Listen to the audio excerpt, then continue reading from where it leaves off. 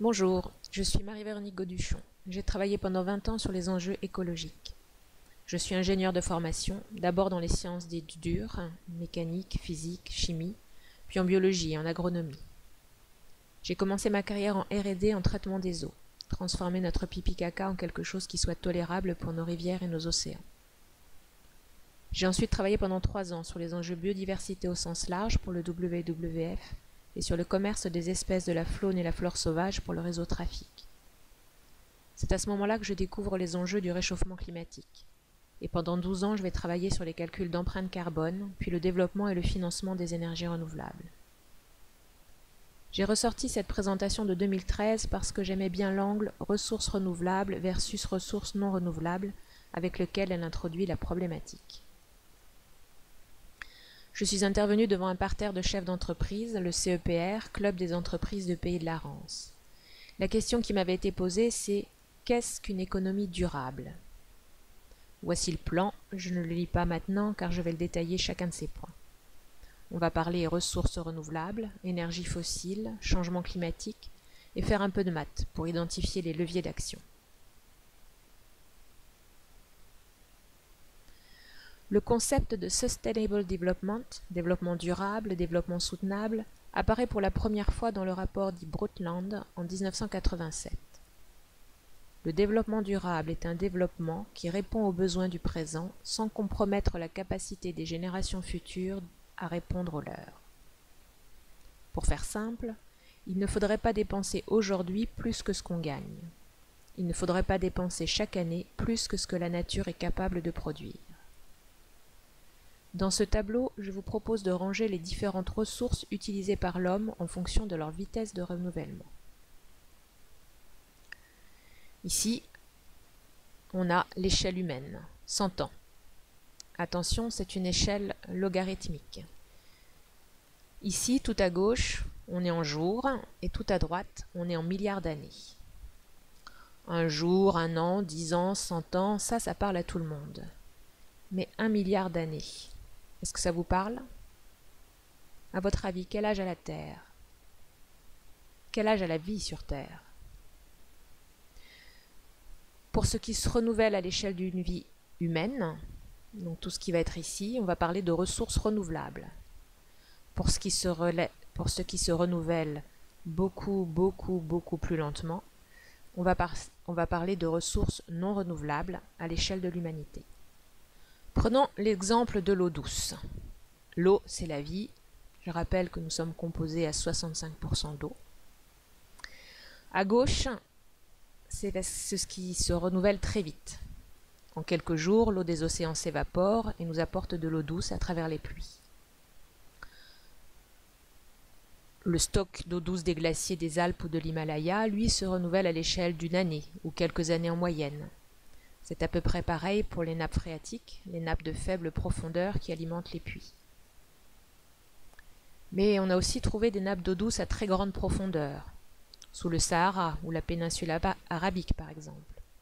Au Maghreb, ces nappes fossiles qui se sont constituées il y a 10 000 à 20 000 ans, on estime que leur taux de renouvellement est de l'ordre de 70 000 ans. Ces nappes sont utilisées pour l'alimentation en eau douce des villes, mais aussi pour l'agriculture. L'utilisation de cette eau n'est pas durable. C'est une ressource non renouvelable. On parle même de nappes d'eau fossiles.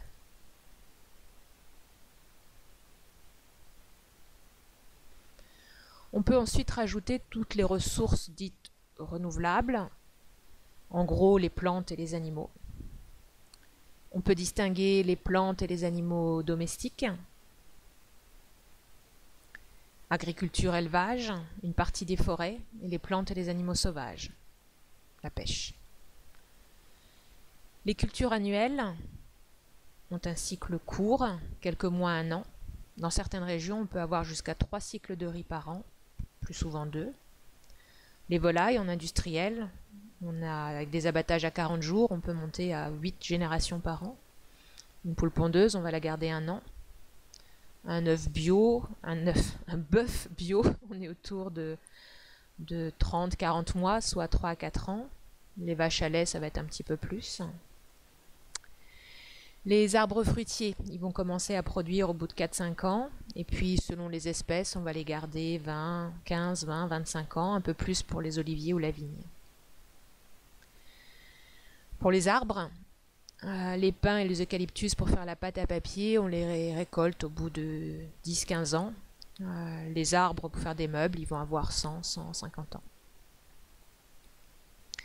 Donc dans tous ces alors tout ce qui va être agriculture-élevage, là on est sur de domestique, donc on va considérer ces ressources-là comme renouvelables, dans la mesure où elles ne détruisent pas des forêts anciennes existantes. Et pour la chasse et la pêche, là selon le taux de pression, si on prélève ce que la nature produit chaque année, on est dans une pêche renouvelable. Si on va puiser dans des stocks ou si on pêche des quantités qui sont supérieures au taux de renouvellement annuel, on va être dans des ressources non renouvelables. Pour la forêt, tant qu'on est sur des plantations ou sur une gestion durable des forêts, on est dans la partie renouvelable. Lorsqu'on va exploiter et faire des coupes à blanc en Amazonie, là on est dans des ressources non renouvelables à l'échelle humaine. Ça, c'est un clin d'œil à une de mes expériences professionnelles.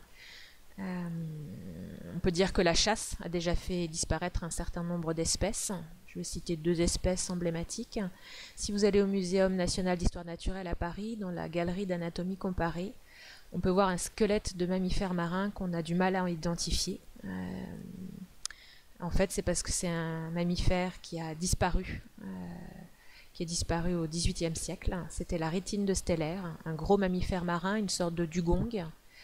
Les Occidentaux le découvrent en 1741, on l'appelle la vache de mer, et en moins de 30 ans, elle a été chassée et exterminée jusqu'à l'extinction pour son huile et sa viande. Une autre espèce plus connue, c'est le dodo, ou le dronté de l'île Maurice, un gros oiseau qui a disparu en moins d'un siècle après sa découverte par les Occidentaux. On peut craindre que les grands mammifères, le rhinocéros pour sa corne, l'éléphant pour son ivoire, le tigre, pour la pharmacopée chinoise, ne subissent le même sort. Mais même des espèces plus discrètes, plus banales, peuvent être menacées. J'ai noté ici l'exemple des plantes médicinales. On estime qu'entre 60 et 90% des plantes médicinales qui sont utilisées à travers le monde sont des plantes sauvages collectées dans la nature. Ça existe en France, ça existe en Europe, surtout dans des pays comme la Roumanie, la Bulgarie ou l'ex-Yougoslavie. Sur les 26 000 plantes qui sont utilisées dans la pharmacopée à travers le monde, il n'y en a que 20% qui ont fait l'objet d'études approfondies. Et sur ces 20%, il y en a 10% qu'on peut considérer comme surexploitées et menacées par leur utilisation comme plantes médicinales. La pêche, je l'ai mentionné tout à l'heure. En ces temps, depuis 2013, grâce en particulier à l'association Bloom, la question de la surpêche est plus connue du grand public. En 2019, la FAO estimait qu'un tiers des stocks de poissons sauvages sont surexploités à travers le monde. J'attire votre attention sur le fait que le poisson d'élevage est en partie nourri avec des farines de poissons qui sont issues de la pêche de poissons sauvages. En Europe, on estime que ce sont 12% des poissons qui sont ramenés par les bateaux de pêche qui sont transformés en farine, sachant qu'une partie des poissons pêchés non vendables sont rejetés morts à la mer. J'avais envie de toucher 2 mots des sols. La pédogénèse, c'est la fabrication des sols, c'est l'ensemble des processus physiques, chimiques et biologiques qui transforment la roche dure en terre arable. C'est un processus très lent, très lent à l'échelle de l'humanité, donc c'est une ressource non renouvelable. Le sol vivant, les terres fertiles, c'est en moyenne 30 cm, donc 30 cm de l'écorce terrestre qui contiennent 80% de la biomasse. Dans cette biomasse, on regroupe les insectes, les fourmis, les arthropodes, les vers de terre, les champignons et toute la microbiologie du sol qui est invisible à l'œil nu. Les pratiques agricoles telles que le labour profond ou le fait de laisser les sols nus en hiver, la déforestation, tout ça, ça conduit au ravinement et la perte de sol avec le vent et la pluie. Selon la FAO, 25 à 40 milliards de tonnes de sol finissent dans les océans chaque année. et 17% des terres agricoles sont concernées par l'érosion à la surface de la Terre. On peut rajouter le fait qu'avec l'irrigation du sol avec des eaux profondes qui sont chargées en minéraux, hein, les eaux minérales, si on arrose les champs avec de l'eau minérale, au bout d'un certain temps, ça conduit à un excès de minéraux dans le sol et à la salinisation des sols qui deviennent ensuite infertiles. Donc aujourd'hui, les sols sont une ressource non renouvelable qu'on a tendance à user plus vite qu'ils ne se renouvellent. J'avais aussi envie de parler des forêts, parce qu'on pourrait dire que la première sensation de développement durable, en tout cas en France, ça a été, on va dire, documenté à travers les forêts. L'administration des eaux et forêts a été créée en 1291 par Philippe le Bel. Philippe VI de Valois, en 1346-1349, fait rédiger le premier code forestier pour lutter contre la surexploitation des forêts. Donc la question de la surexploitation des forêts en France, elle apparaît dès le XIVe siècle. Dans ces textes-là, la fonction de forestier est créée et elle doit œuvrer pour que les forêts, je cite, se puissent perpétuellement soutenir en bon état.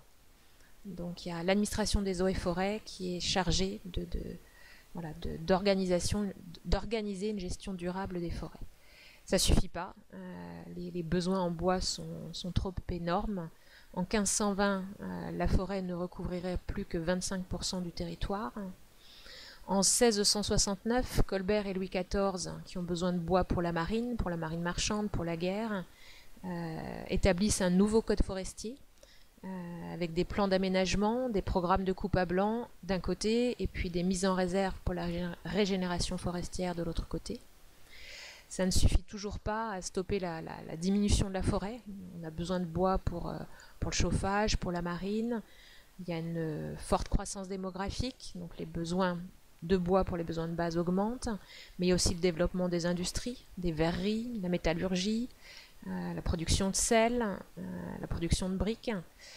Tout ça, à l'époque, ça s'appuie essentiellement sur du charbon de bois, du bois ou du charbon de bois. Et donc, tout ça aboutit en 1827 au fait que la forêt ne recouvre plus que 16% du territoire. Nouveau code forestier, de plus en plus drastique, un code qui va priver les habitants de la collecte du bois mort ou des feuilles mortes qui sont utilisées dans les étables pour les animaux ou comme engrais dans les champs, qui empêche les riverains d'aller couper bruyères et genêts qui servent de fourrage et qui empêche les agriculteurs de faire paître leurs bêtes dans les forêts et même la cueillette de baies ou de fruits sauvages. Cette interdiction de l'utilisation de la forêt par les riverains va aboutir, par exemple en Ariège, à ce qu'on a appelé la guerre des demoiselles. Mais on voit ces phénomènes-là arriver aujourd'hui en Inde, où les populations locales vont être privées de l'usage de leur forêt aux dépens de compagnies industrielles. Et puis, entre-temps, on a découvert le charbon. Donc le charbon de bois a été remplacé par le charbon fossile, et on peut dire que c'est ce qui a sauvé nos forêts. Aujourd'hui, la forêt en France, elle recouvre 28% du territoire. Donc c'est plus qu'en 1827 où il n'y avait que 16%, et c'est plus qu'en 1520 où la forêt recouvrait 25% du territoire. Donc je l'ai dit, la houille, le charbon de bois, remplace le bois et le charbon de bois pour l'industrie, et puis l'acier va remplacer le bois pour la marine, et les pratiques agricoles vont changer, et les droits d'usage vont être progressivement abandonnés. Donc on peut dire qu'en France et en Europe de façon générale, la découverte du charbon fossile a sauvé nos forêts. Mais qu'en est-il dans le reste du monde ? Ce qu'on a connu en France au cours du dernier millénaire, on le retrouve dans d'autres régions du monde. Donc l'exploitation de la forêt pour les besoins de base, pour la cuisine, pour faire bouillir l'eau dans certains pays africains. Voilà. On a encore de la déforestation qui est liée aux besoins de base, mais de plus en plus on a une déforestation qui est liée soit à des besoins industriels, Je donnais des exemples en Inde, d'usines de fabrication de raquettes de tennis qui va préempter des morceaux de forêt au détriment des populations locales. On a un petit peu de production de charbon de bois industriel au Brésil avec des aciéries, voilà, de l'acier durable produit à partir de charbon de bois, dont il faut vérifier que le taux de prélèvement de bois dans la forêt permet sa régénération. On a aussi, et de plus en plus, une très forte pression liée au développement de l'agriculture, à l'extension des surfaces agricoles. La plus grosse pression qui pèse aujourd'hui sur la forêt amazonienne, c'est les plantations de soja. Plantations de soja pour nourrir les poulets qui sont élevés en Amérique du Sud, mais également les poulets qui sont élevés en France. C'est pas un hasard si la concentration d'élevage de poulets se trouve en Bretagne aujourd'hui, c'est parce que c'était les zones qui étaient les plus proches des ports et que c'était l'endroit le plus rapide pour apporter le soja ou les tourteaux de soja produits en Amérique du Sud. Dans la partie Indonésie, on a de la déforestation qui est liée à des plantations d'eucalyptus. Donc on détruit la forêt primaire pour planter des eucalyptus pour fabriquer du papier ou du carton, ou bien des plantations d'huile de palme. Donc toutes les campagnes contre l'huile de palme, c'est lié à la fois à la déforestation, et en plus c'est des forêts qui sont sur des tourbières, donc des sols très très riches en carbone. Donc on perd le carbone de la forêt, mais on perd aussi le carbone du sol dans ces cas-là. Sachant que, j'ai pas vérifié les chiffres, mais l'huile de palme est utilisée dans l'alimentation, mais c'est aussi et surtout utilisé en carburant. Et je suis pas sûre que la part de l'alimentation soit énorme par rapport à la part de carburant. En Amérique du Sud, il y a aussi la déforestation pour planter de la canne à sucre. Canne à sucre avec multiples usages, on va dire, initialement production de sucre, mais aussi production de biocarburants. Le Brésil est un des plus gros consommateurs de biocarburants. Je crois qu'il y a même des avions qui roulent à l'éthanol de canne à sucre. Et aujourd'hui, on commence à avoir du plastique durable, fabriqué à base de canne à sucre. Mais il faudrait savoir si on est sur des plantations de canne à sucre durables ou si on est sur de nouvelles plantations de canne à sucre, parce qu'on est sur de nouveaux usages. Et puis après, on pourrait se dire, chaque fois qu'on consomme du papier, qu'on consomme du bois, est-il issu de forêts gérées durablement? Donc là, j'ai mis 2 labels qui existaient en 2013, dont il faudrait que je revérifie la qualité aujourd'hui. Le premier label, c'est FSC, Forest Stewardship Council, qui a été développé, et en tout cas promu à l'époque où j'étais au WWF. Donc il s'appliquait surtout à des forêts plutôt Amérique du Sud, plutôt Afrique. Donc des forêts gérées durablement, donc gérées durablement d'un point de vue purement bois, renouvellement de la production de bois, mais aussi protection de la biodiversité en cas de présence d'espèces remarquables, mais aussi accès aux populations locales pour les usages locaux et traditionnels. Un petit peu en réaction à ce label-là, mais je pense que c'était bien aussi que nos forestiers se mettre et remettre en cause. Il y a le label PEFC, qui est un label européen dont j'ai oublié l'acronyme, mais le E doit être pour European Forest. Donc on peut dire que aujourd'hui, consommer du papier et du bois, faut privilégier l'existence d'un de ces 2 labels-là. Il faudrait que je vérifie s'il n'y en a pas des nouveaux depuis.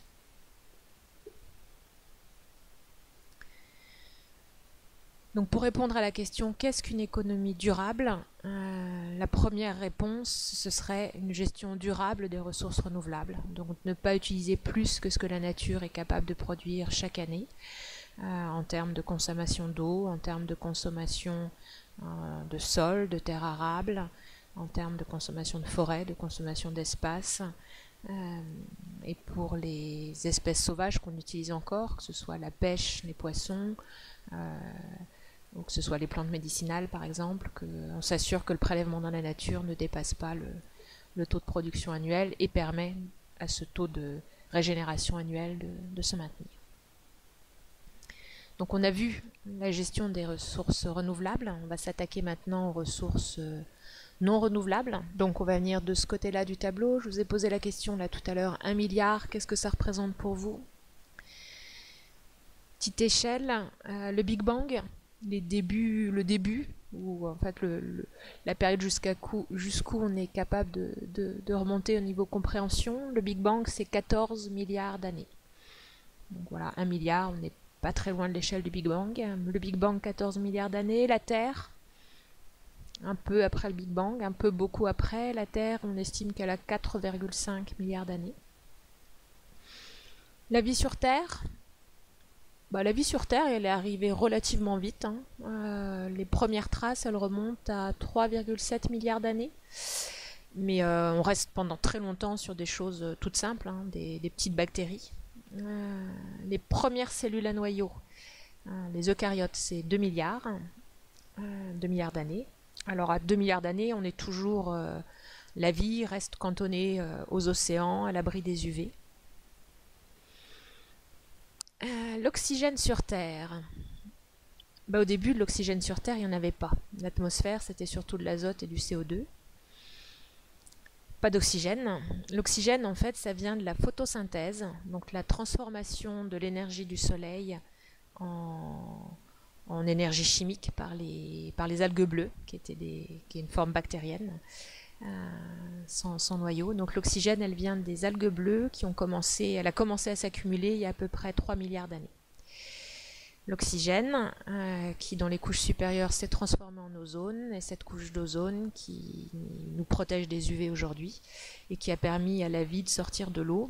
Et donc tout ça, c'est un processus lent, le temps que suffisamment d'oxygène s'accumule dans l'atmosphère pour former une couche d'ozone assez épaisse pour nous protéger des UV. La sortie de l'eau, la vie qui sort des océans, ça date de 400 millions d'années. Donc là, on arrive sur notre échelle.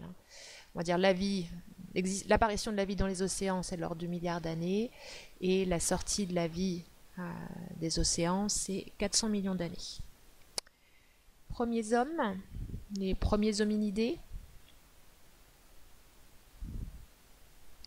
Premiers hominidés, c'est quantifié à 7 millions d'années. Homo sapiens de base, avant Néandertal et tout ça. Homo sapiens de 100 000 ans. Donc voilà un petit peu pour nous situer dans cette échelle des ressources non renouvelables à l'échelle de l'humanité. Donc dans les ressources non renouvelables, celles dont on parle le plus, ce sont les énergies fossiles, le pétrole, le gaz et le charbon qu'on retrouve ici. Alors, le charbon, le gaz, le pétrole, elles sont toutes d'origine renouvelable entre guillemets. Elles viennent toutes de l'énergie solaire. De la même façon que l'oxygène qu'on respire aujourd'hui, c'est une accumulation d'oxygène produit par la photosynthèse. Le charbon, le pétrole et le gaz, c'est de l'énergie solaire en stock. Ça vient des plantes, ou des algues. Les plus vieux parmi ces trois énergies, c'est le charbon. Le charbon qui s'est formé majoritairement à l'ère du Carbonifère, comme son nom l'indique, il y a 350 millions d'années. Donc juste après, j'ai envie de dire, que la vie soit sortie des océans, on imagine que les plantes ont colonisé massivement les terres avant peut-être l'arrivée des brouteurs, et puis après c'est, on va dire, suite à des accidents géologiques, des tourbières qui sont un tremblement de terre qui enterre des tourbières, etc. C'est comme ça qu'on estime l'accumulation suffisante de carbone et la fabrication du charbon.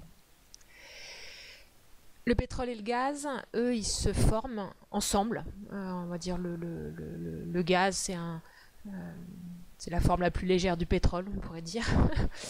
C'est ce qui va s'accumuler en haut des poches de pétrole. C'est formé par la chute et l'accumulation du plancton mort au fond des océans. Donc le plancton qui tombe au fond des océans et puis qui subit une longue transformation chimique. Où petit à petit, ça va former ces molécules qui forment le pétrole et le gaz. Sachant que dans le pétrole, on n'a pas qu'un type de molécules. On a le bitume, on a des molécules de carbone très longues qui s'apparentent presque au charbon, jusqu'au gaz, qui est la molécule, ce qu'on appelle le gaz naturel, où là, on n'a qu'un seul atome de carbone On va dire dans le pétrole, on a toute la taille de chaînes, toute la variété des chaînes de carbone, du tout petit qui est le gaz naturel, à beaucoup plus long et lourd que sont les bitumes. Mais dans ce tableau, il n'y a pas que les énergies fossiles, donc elles ont des échelles de temps très très longues. On a aussi les ressources minérales, dans lequel on aurait pu en partie ranger le sol, mais comme le sol est vivant, je trouve que c'était mieux d'en parler au début. Sachant que le sol n'est pas une ressource renouvelable. J'en ai parlé parce qu'on était sur du vivant. Le sol, on mettrait peut-être plus par là, pour la partie fragmentation de la roche, mais après, pour la partie vivante, on est plus sur des échelles, c'est vraiment entre les deux. Donc, une ressource minérale qui se renouvelle très vite, le sel de mer, production de sel de mer, là on est sur l'échelle de l'année, puisqu'on va produire l'été quand il fait chaud, en tout cas sous nos latitudes. Le sable, le gravier, ça c'est fabriqué par les torrents, les cascades, l'érosion du vent, l'érosion due au gel. Tout ça, les rochers, les galets, ça arrive dans la rivière où c'est fracassé par le flot de l'eau. Dans les rivières, dans la mer et dans les océans où c'est broyé par le flot des rivières, le flot des vagues et les tempêtes. Il faut voir que le sable, c'est hyper abondant sur la Terre. Quand on voit le Sahara, on se dit qu'on ne doit pas manquer de sable. Et pourtant, on a récemment l'ONU qui a publié un rapport sur l'extraction et la surexploitation du sable. Il se trouve que la principale utilisation, ça va être les routes et le béton. Mais que pour faire du béton, on a besoin d'un sable d'assez grosse granulométrie et qu'en fait le sable du désert est trop fin. Donc le sable qu'on extrait pour construire les nouvelles infrastructures à travers le monde, que ce soit les buildings en Chine ou bien pire, les pays qui gagnent sur la mer comme Singapour et comme certains territoires de la péninsule arabique, c'est des quantités monstrueuses de béton et le sable qui est extrait pour produire ce béton vient de rivières, vient de plages et conduit à une érosion côtière qui devient inquiétante dans certains endroits. Et puis là, il y a toute une échelle de temps différente en fonction des métaux et du type de gisement. Ce que je voulais dire sur les métaux, on y reviendra en fin de présentation. Le premier composant, la croûte terrestre. La croûte terrestre, c'est 30 km d'épaisseur. Tout à l'heure, je vous parlais du sol vivant. 30 cm, c'est vraiment pas beaucoup. 30 km d'épaisseur à l'échelle de l'humanité, ça commence à être pas mal. Donc on peut se dire, en théorie, dans l'absolu, tous les métaux, les terres rares, etc., ils existent dans des quantités, on peut imaginer, largement suffisantes pour les besoins humains. Ce qui se passe, c'est qu'ils sont très très dispersés. Et en fait, les endroits où ces matériaux sont suffisamment abondants, concentrés pour être utilisés par l'homme, eux, ils sont plus rares. On peut faire un peu la comparaison avec l'eau. L'eau, ça manque pas sur Terre. Toute l'eau des océans, c'est largement plus que nos besoins. Mais l'eau douce, c'est que 3 à 5% du total de mémoire. Donc, quelque part, les métaux, les terres rares, c'est pareil. Il n'y en manque pas à l'échelle de la Terre. Par contre, il n'y en a qu'un tout petit pourcentage qui, pour des raisons souvent biologiques, parce qu'il y a une concentration de plantes, une concentration de vie à un certain endroit, qui ont concentré le fer qu'il y a dans les cellules qui font la photosynthèse, etc. Donc les concentrations de ces matériaux-là à des quantités qui sont exploitables par l'homme, elles sont plus rares. Si on regarde un peu la composition de l'écorce terrestre, donc le premier composant de la croûte terrestre, c'est l'oxygène, parce que la majorité des roches sont des oxydes. L'oxygène, c'est 47% du poids de l'écorce terrestre.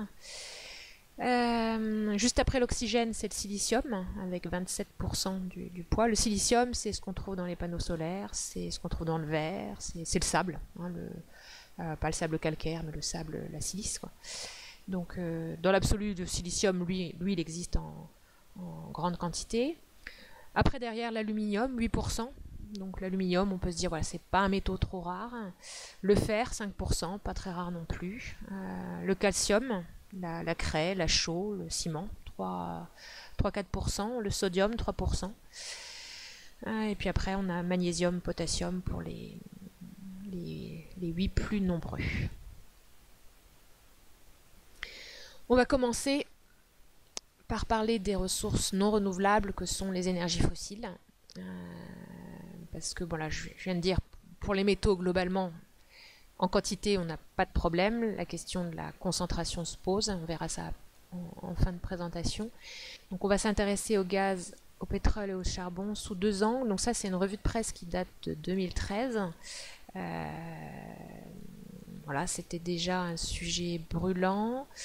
Globalement, de ce que je vois des diapos, pas mal orienté changement climatique, mais pas que. On voit ces diapos sur le pic pétrolier, qui est peut-être un peu moins d'actualité aujourd'hui, quoique je viens de voir un rapport européen qui vient de sortir sur l'approvisionnement en pétrole et en gaz naturel de l'Europe. Il faut voir que on est complètement dépendant en Europe de nos importations de pétrole et de gaz naturel, en particulier de la Russie, en particulier du Maghreb, l'Algérie. Et quand on regarde les tensions et les guerres récentes dans le monde, elles sont quand même assez souvent liées aussi à la production si on prend le Moyen-Orient, une partie des tensions autour de la production de pétrole.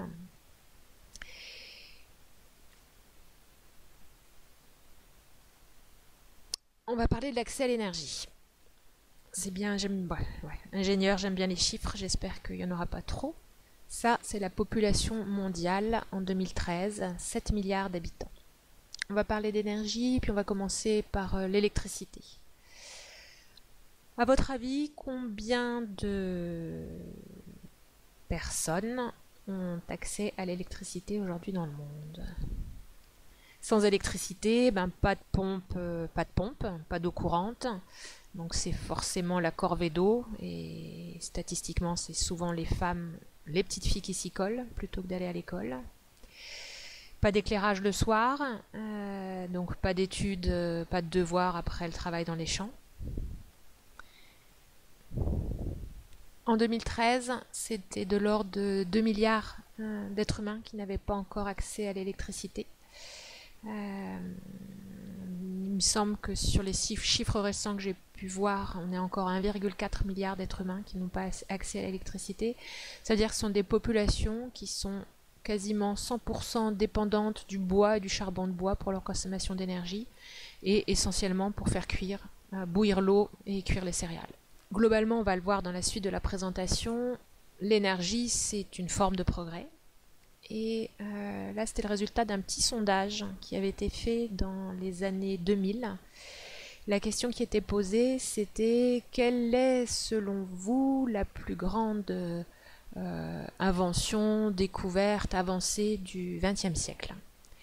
Donc la question avait été posée à toute la population, et en fait, le résultat était assez clivant. La plupart des hommes ont répondu: on a marché sur la Lune. Alors oui, c'est fantastique. C'est clair que c'est fantastique. Mais est-ce qu'on peut dire que ça a changé nos vies? On n'y est pas retourné beaucoup depuis. Alors bien sûr, il y a eu les satellites, les débouchés technologiques ont conduit aux sciences de l'information et de la communication. Mais les femmes, la réponse qui arrivait en tête la population féminine, c'est la machine à laver. Et la machine à laver, c'est pas si vieux que ça. Et je pense qu'il est bon de se souvenir, mesdames, que c'est quand même un instrument qui nous a permis de nous libérer la corvée de linge, et donc qui nous a permis d'aller travailler en dehors du foyer, et dans une certaine mesure de nous émanciper. Ça me paraît clair que sans un minimum d'électroménager, il n'y a pas d'émancipation des femmes, et qu'il ne faut pas qu'on oublie les filles, qu'il ne faudrait pas que l'écologie nous renvoie dans la buanderie et la cuisine, et que le partage des tâches domestiques, ça reste un sujet d'actualité. Cette fameuse machine à laver, en 2010, à votre avis, combien d'hommes et de femmes y avait accès sur nos 7 milliards d'êtres humains.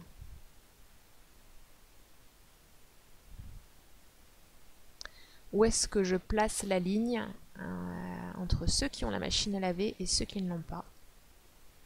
Elle est un peu symétrique de notre ligne électrique. On peut dire que grosso modo, il y a 1 milliard de femmes, donc 2 milliards d'êtres humains qui ont accès à la machine à laver en 2010. Après la machine à laver, on a inventé plein d'autres trucs géniaux, plus ou moins utiles. Leur point commun, c'est qu'ils consomment tous de l'énergie, de plus en plus d'énergie. Et on pourrait dire que là, le summum de la consommation d'énergie là-dedans, par minute passée, c'est l'avion. Et l'avion, la population qui prend l'avion au moins une fois dans sa vie, c'est 1 milliard. 1 milliard d'êtres humains. Et encore, dans ce milliard d'êtres humains, donc oui, là ce qu'on peut voir sur ce schéma-là, c'est que la consommation d'énergie, on va soupçonner qu'elle est très très inégalement répartie à l'échelle de l'humanité. Et même au sein de ce milliard d'êtres humains qui ont eu accès à l'avion au moins une fois dans leur vie, ça reste assez inégal. Là, c'est un sondage de 2015, donc auprès de la population française. Le pourcentage de la population qui n'a jamais pris l'avion en France, c'est quand même 41%. Donc voilà, tous les débats autour est-ce qu'on ferme ou pas tel aéroport, ça concerne que 60% de la population française. Le pourcentage qu'il prend moins d'une fois par an, c'est 30%. Donc 40 plus 30%, ça veut dire 70% de la population qui ne prend pas l'avion tous les ans. Et après, dans ceux qui le prennent au moins une fois par an, il n'y a que 7% de la population française qui le prend plus d'une fois par trimestre. Donc il le prend plus que 4 fois par an.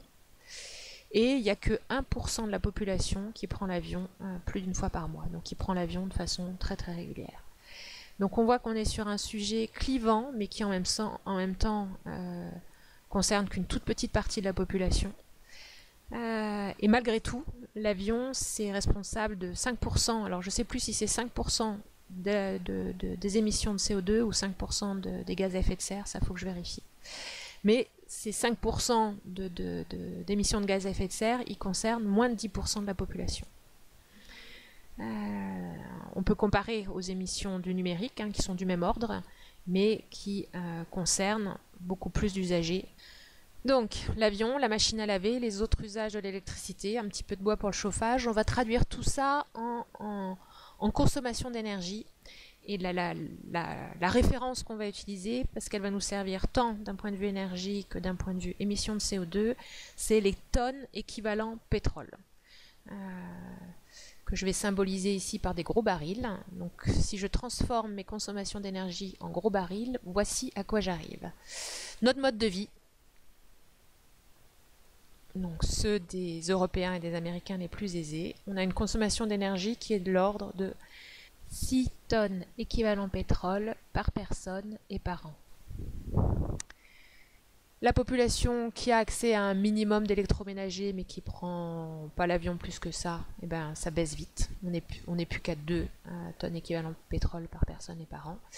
Et puis à l'autre extrémité, on est à la moitié. Ils se partagent, on va dire les 2 milliards les plus pauvres se partagent 1 tonne équivalent pétrole. Donc ce qu'on voit, c'est une répartition très inégale de la consommation d'énergie, donc très inégale de la responsabilité face au changement climatique. On peut dire que moins de 20% de la population consomme plus de la moitié de l'énergie aujourd'hui dans le monde. Ça, c'est la photographie aujourd'hui. Il va être question de parler un petit peu d'avenir. Le développement durable, c'est qu'est-ce que ça va donner pour nos enfants. Est-ce que nos modes de vie peuvent être transposés? Est-ce qu'on peut imaginer que nos enfants vivent comme nous vivons aujourd'hui?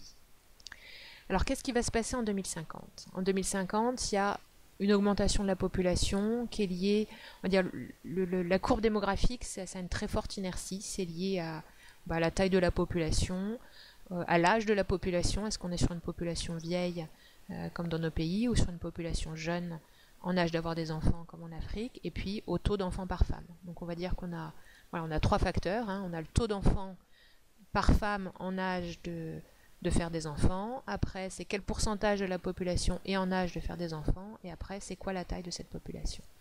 Et tout ça, ça nous donne ce résultat-là. Donc, nous, en Europe, on a une population qui est relativement stable. La plupart des pays qui ont accédé au développement de la machine à laver, l'émancipation des femmes, les femmes vont à l'école, on a un taux de renouvellement de la population qui est stable aussi. Ici aussi, avec un minimum d'éducation, on a une population qui est relativement stable, et le gros, bon c'est caricatural, hein, entendons-nous bien, mais le gros de l'augmentation de la population va arriver dans les pays où les femmes n'ont pas encore eu accès à l'éducation, et dans des pays qui aujourd'hui ne consomment pas beaucoup. Ça, c'est que en termes de population. En termes de consommation d'énergie, ce qu'on sent bien là, c'est que la classe moyenne qui prend pas l'avion, elle rêve que d'une chose, c'est de faire aussi des grands voyages, d'avoir des grosses voitures, des grosses maisons, des piscines, etc. Donc cette population-là, eh ben, elle va nous rejoindre sur nos modes de vie. Donc elle va se mettre à consommer de plus en plus. Sa population n'augmente pas, mais sa consommation par individu va augmenter. Après, là, de cette partie-là de la population, il y a des progrès dans de nombreux pays, et je trouve que c'est légitime que chaque femme puisse avoir sa machine à laver, puisse aller travailler et exercer des tâches qui soient plus glorifiantes que les tâches ménagères. Dans le contexte actuel, l'augmentation de ce confort matériel aboutit forcément à une augmentation de la consommation d'énergie. Par rapport à ça, une anecdote personnelle, j'ai habité en Europe centrale, en Hongrie, dans les années 2000. On a eu l'occasion de voyager un peu dans les pays des alentours. Je suis allée en Roumanie et j'ai vu de mes yeux vus en Europe, en Union européenne des 27 aujourd'hui, des femmes qui lavaient encore leur linge à la main à l'eau froide dans la rivière. Donc on est sur un phénomène, voilà, on vit une transition historique de ce point de vue-là. Ce qui a mis des siècles à arriver en France, c'est en train de se passer à toute vitesse dans le reste du monde. Et puis qu'en est-il de cette population-là? On a quand même les objectifs de développement des Nations Unies, donc tout est mis en œuvre pour que petit à petit on tire le reste de l'humanité de la pauvreté et que l'ensemble de la population ait accès au réseau électrique, donc au pompage, donc à l'eau potable, à l'électricité, peu à peu à l'éducation, etc., etc. Donc on voit que d'ici à 2050, on a la population qui va passer de 7 milliards à 10 milliards, donc c'est une petite augmentation, et puis on peut espérer qu'à cet horizon-là, on ait une stabilisation de la population, c'est ce que prévoient les statistiques démographiques. Par contre, si on ne fait rien, on a une consommation d'énergie qui était de l'ordre de 12 milliards, je n'ai pas fait le total tout à l'heure, mais je vous laisse me faire confiance. On a une consommation d'énergie qui est de l'ordre de 12 milliards de tonnes équivalent pétrole et qui va passer à 22 milliards de tonnes équivalent pétrole. Ça, c'est les projections, je dirais, en termes de développement de population, de croissance démographique et de développement au sens progrès social, progrès technologique. La question, c'est comment? Est-ce que c'est possible?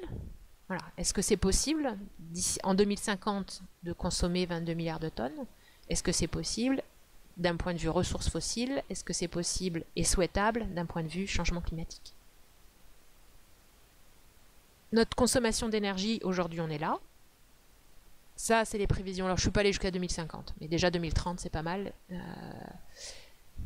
Ça va donner une petite idée. Aujourd'hui, vous avez une idée de quelles sont nos principales sources d'énergie? La principale source d'énergie dans le monde en 2013, c'était le pétrole, avec à peu près un tiers de nos besoins. Donc le pétrole, là j'ai illustré la marée noire de l'Erika, les embouteillages, les plateformes en mer. Le charbon, juste derrière, qui va peut-être dépasser le pétrole, dans la mesure où le pétrole va se raréfier. Ça, c'est une exploitation à ciel ouvert, ça pourrait très bien être en Chine, en Australie, en Afrique du Sud. Ça, c'est des mines de charbon. Je pense que c'est en Asie. J'aurais tendance à évoquer la Chine. Ça, c'est les conséquences locales. C'est une ville chinoise quand toutes les usines tournent à plein et qu'on manque un petit peu de vent. Et puis le gaz. Ça doit être une exploitation de gaz en Algérie. Et ça, c'était l'inauguration dans les années 2010 d'un pipeline supplémentaire, parce que les tuyaux n'étaient pas suffisamment gros, donc il fallait en rajouter, entre la Russie et l'Europe. Donc ce qu'on voit par rapport à notre consommation actuelle d'énergie, ce qu'il faut vraiment avoir en tête, c'est qu'aujourd'hui, et selon certains scénarios, alors ça c'est un scénario parmi d'autres, voilà, si rien n'est fait, si on suit les tendances actuelles, avec, je dirais, les lois actuelles, les taxes actuelles, les politiques actuelles, on part sur une consommation qui est aujourd'hui de 80% d'énergie fossile, mais qui pourrait baisser un petit peu, mais pas dans des conditions énormes en 2030, si on reste sur le business as usual. Ça, c'est le scénario business as usual de du BP Energy Outlook de 2013. Puis le reste, on va regarder un petit peu le poids des différentes autres énergies. Non, on va d'abord regarder notre dépendance aux énergies fossiles. Qu'est-ce que ça signifie tout ça, ces 80% là? Ben, si on regarde le pétrole, on le retrouve aujourd'hui dans l'ensemble de nos modes de vie, pour faire rouler nos voitures, pour faire rouler nos tracteurs. Donc dans notre assiette, il y a du pétrole, pour fabriquer nos médicaments. Et puis après, là, ce sont des usages, je dirais le plastique, le caoutchouc d'origine pétrolière, les peintures. Les usages non énergétiques du pétrole, de mémoire, c'était de l'ordre de 10% en 2013. Pour sortir du pétrole du sol, il faut d'abord le découvrir. Ça, c'est la courbe de découverte du pétrole. Ce qu'on constate depuis les années 70, c'est qu'on ne trouve plus de nouveau pétrole, dans le sens du pétrole liquide, facile à exploiter, comme celui qu'on a connu aux États-Unis, dans la péninsule arabique. Et ça, c'est notre consommation de pétrole. Donc on voit au début c'était génial parce qu'on découvrait le pétrole dans des quantités faramineuses, 1000 fois supérieures à ce dont on avait besoin. Ce qu'on constate ici, c'est que depuis les années 80, on consomme plus de pétrole chaque année que ce qu'on découvre. Et c'est le croisement entre ces deux courbes qui a fait émerger dans ces années-là, de la part de certains scientifiques du milieu pétrolier, la peur du pic de pétrole, de se dire mais on consomme plus que ce qu'on découvre. Donc là, c'était même pas on consomme plus que ce qu'on produit, c'est évident. D'un point de vue, le pétrole, il met des siècles et des siècles et des siècles à s'accumuler sous terre, au fond des océans. Donc aujourd'hui, le pétrole qui se fabrique aujourd'hui, il va s'accumuler au fond des océans. Et là, c'était juste, oulala, on en consomme plus que ce qu'on découvre. Donc sans se poser la question de est-ce que les stocks sont renouvelables, c'est même, là, on commence à avoir fait le tour des stocks. On atteint le bout des stocks. Voilà, c'était juste les chiffres, des ordres de grandeur sur ce qu'on a découvert, ce qui reste à consommer. Donc on peut dire qu'on a, en ordre de grandeur, là, on avait consommé un peu avant 2010, un petit peu moins de la moitié que ce qu'on avait découvert. Donc, et comme là ça va de plus en plus vite, on peut se dire qu'on a à peu près brûlé la moitié des stocks. Alors ce que je vous ai montré là, ma courbe verte, c'est ce qu'on appelle le pétrole, voilà, le pétrole conventionnel. Donc le pétrole liquide qui sort à 20 $, le baril, des champs historiques aux États-Unis et dans la péninsule arabique au sens large. Et ça, en haut en jaune, c'est l'augmentation de la demande. Donc la courbe de tout à l'heure où je vous dis en 2030 on consomme encore beaucoup de pétrole, c'est cette courbe-là. Par contre, ce que les champs de pétrole conventionnels sont capables de produire, c'est cette courbe bleue. Tous les autres ajouts, ce sont des nouvelles formes d'exploitation. En jaune, c'est le pétrole non conventionnel, ça va être les sables bitumineux du Canada, de l'Alberta. Donc si vous avez vu un peu à quoi ça ressemble, c'est pas du tout du pétrole liquide, c'est du bitume. C'est du bitume presque prêt à l'emploi, et si on veut transformer ça en pétrole liquide, il faut beaucoup d'énergie. Donc il faut imaginer aller construire des centrales nucléaires là-bas pour transformer du bitume en pétrole liquide. Pour des raisons écologiques, on pourrait dire on s'en passe, à la fois pour la destruction locale de l'environnement, pour la pollution locale, pour la destruction des forêts, et à la fois d'un aspect changement climatique, comme on le verra tout à l'heure. Ça en violet, ça va être essentiellement, ce serait le pétrole de schiste. Donc vous avez entendu parler de l'explosion des gaz de schiste aux États-Unis. Et ben, de la même façon qu'on exploite le gaz de schiste, dans ces gisements-là, ou dans des gisements propres, on fait la même chose et sortir du pétrole. Donc ça c'est pareil, si vous avez vu les photos des champs de gaz ou de pétrole de schiste, c'est un puits tous les kilomètres, hein, parce qu'il faut aller chercher, c'est très diffus, c'est pas du tout concentré, faut aller faire de la fracturation, et donc ça c'est possible que dans les zones qui sont pas habitées, et ça vous mine l'environnement, sans parler des craintes sur les impacts sur l'eau, etc. Donc voilà, ça aussi... il y a des pays qui décident de s'en passer. Et voilà, on n'est pas sûr que la courbe de croissance soit celle escomptée. Et puis là, ces deux trucs-là, c'est des champs de pétrole à trouver. Donc ça, c'est vraiment grosse inconnue. On les a toujours pas trouvés. Et ça, c'est des nouveaux champs de pétrole qu'on a trouvés, mais qui restent à mettre en production. Et il reste à confirmer que ce qu'on pense avoir trouvé est bien ce qu'on a trouvé. Donc là je vous invite, j'ai vu que venait de sortir un rapport sur l'approvisionnement en pétrole, sur le peak oil qui menace les approvisionnements européens. Ce serait une mise à jour de tous ces chiffres-là. Donc voilà, sur mes courbes, je peux rencontrer des pétroliers et on peut ne pas être tout à fait d'accord sur ces échelles de temps-là. De se dire mais non, là il n'y a pas de problème, jusque 2040, 2060 on fait, en plus si on a un Covid tous les ans, la consommation de pétrole elle baisse, donc ça va pas grimper aussi vite, on va pouvoir étaler tout ça. Donc là il y a moyen de discuter à l'échelle de 10, 15, 20 ans. Mais la courbe que je vous montre après, là on est sur l'échelle, ça c'est Jésus-Christ, là c'est nous, et puis là c'est, j'espère que on aura des descendants sur Terre à cette époque-là. La courbe de consommation de pétrole liquide, à cette échelle-là, elle aura forcément cette forme-là.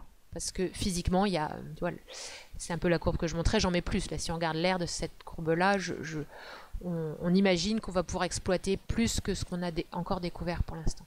Mais à l'échelle de l'humanité, hein, parce que si je prends l'humanité, elle existe bien avant Jésus-Christ.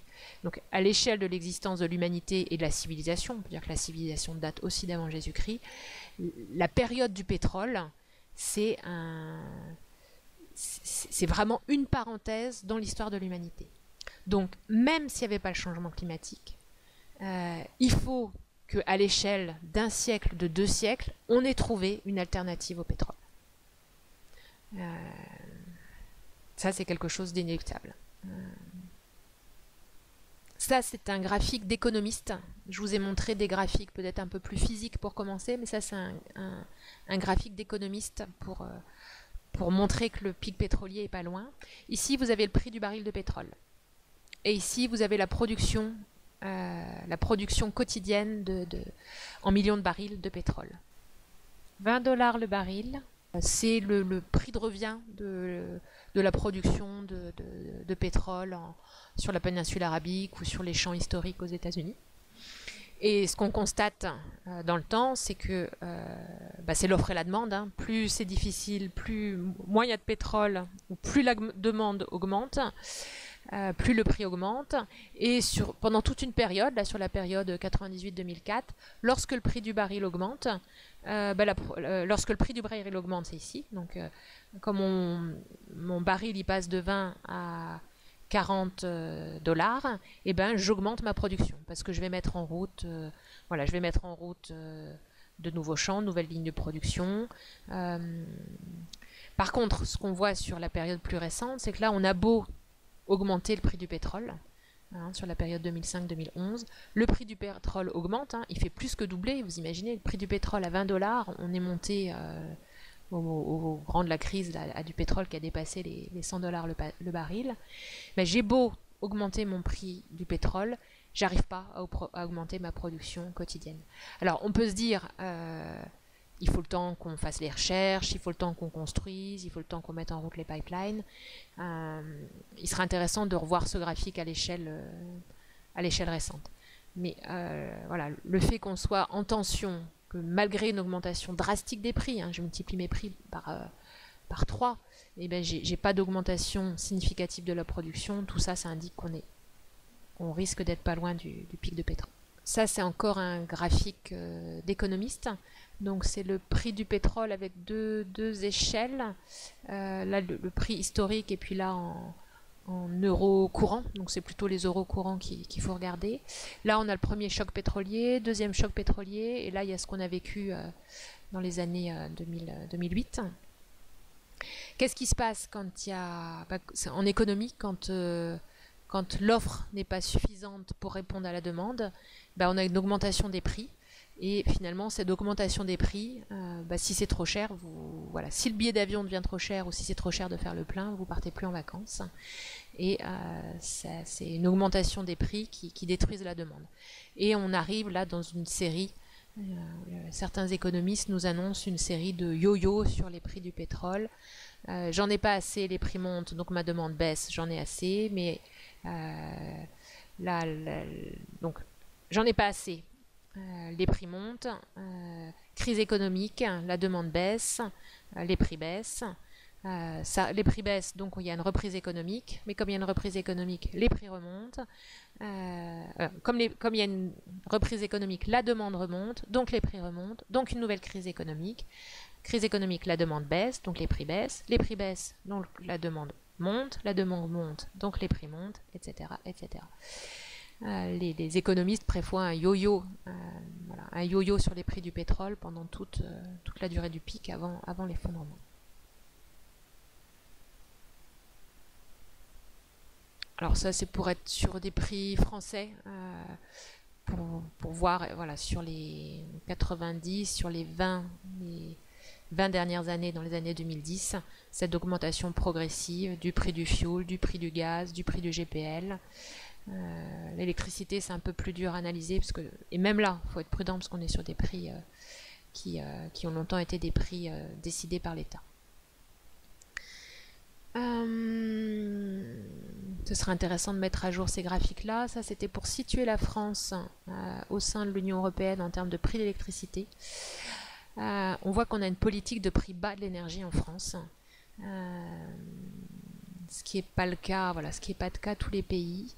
Et on peut se poser la question. Alors, chaque fois, tous les ans, il y a la commission de régulation de l'électricité qui dit « Oh là là, le prix de vente est trop bas par rapport au prix de revient, il serait bon d'augmenter le prix de l'électricité. » Et les gouvernements ont toujours la trouille qu'une augmentation trop forte de l'électricité déclenche une petite révolution en France. On peut dire que les gilets jaunes, c'était pas le prix de l'électricité, on était plus sur le prix du carburant, mais on voit que c'est quand même un sujet hyper sensible.